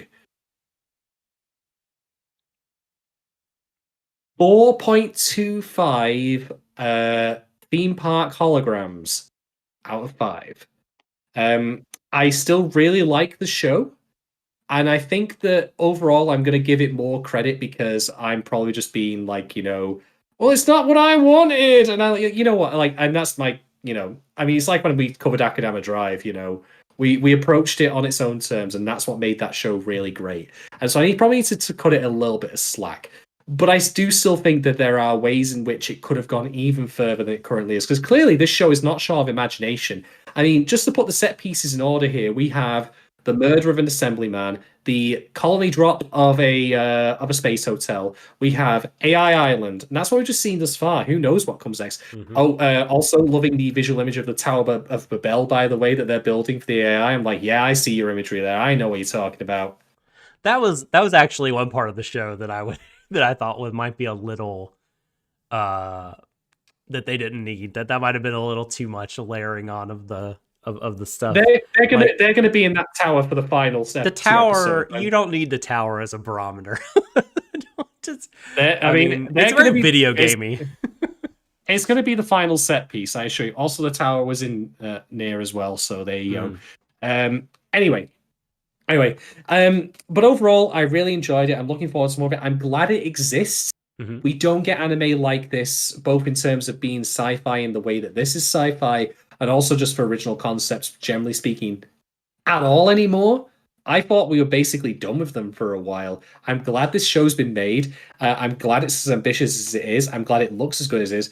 I just think to myself, it could have gone that bit further. It could have pushed the envelope out a little bit more. It could have been truly imaginative, like in terms of how the AIs interact, like and fight. And I'm still gonna hold it to the fact that I wish that there was the stuff with Toke. I'm gonna die on that hill, man. I'm gonna die on it because we'll see if it changes your mind going forward on that. Yeah, it could very well be. I mean, I think we might in episode 6 finally get Yugo's backstory because now he's stuck with Vivy on this island. They're not going anywhere anytime soon. She'll probably end up having to protect him from the inhabitants of the island more than likely. That'd be my guess. Because they're going to want him dead. A second marriage takes place, surprisingly. Yugo and Vivy. Can you imagine if it got to the end of the show, or rather the end, let's say episode 9, and Yugo is laid up in bed. He's 102 years old or something like that. He's got tubes in him and all that. And Vivy just comes in and he goes, "You bitch." Like that. He's still angry all the way through. He never gets over it. And he just expires at the she starts singing. She starts singing at him, and he's just like, "Why won't I die?" Yeah.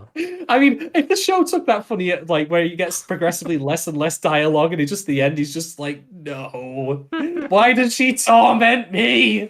I'd be so okay. That'd be quite funny. He looks okay. So he looks like, I feel like the next jump forward in time has got to be his last appearance, because he's pushing 50, right? I mean, how long? He can't live for 100 years. I mean, I guess, I don't know, maybe the tech, maybe they're like, I'm a head floating in a jar like in Futurama or some shit. Who knows? I don't know. But Big Boss lived until he was 75, and he was still the greatest soldier ever. Anime doesn't give a shit for age, really. You could be like Heihachi Mishima, from Tekken. Dude's like in his 90s, and he's still punching mountain staff or something like that. I mean, to be fair, exceptions exist in the real world. I just listened to a podcast with Noam Chomsky giving an interview, and he's fucking sharp as a tack, and he's 92, he's like vigorously debating, politics. So yeah, it's possible. Fair enough. But yeah, I'm really really impressed with the show. Otherwise, give me more. Please don't fuck up the rest of it. Yeah. Please don't have Matsumoto suddenly turn out to have been working for a surreptitious end.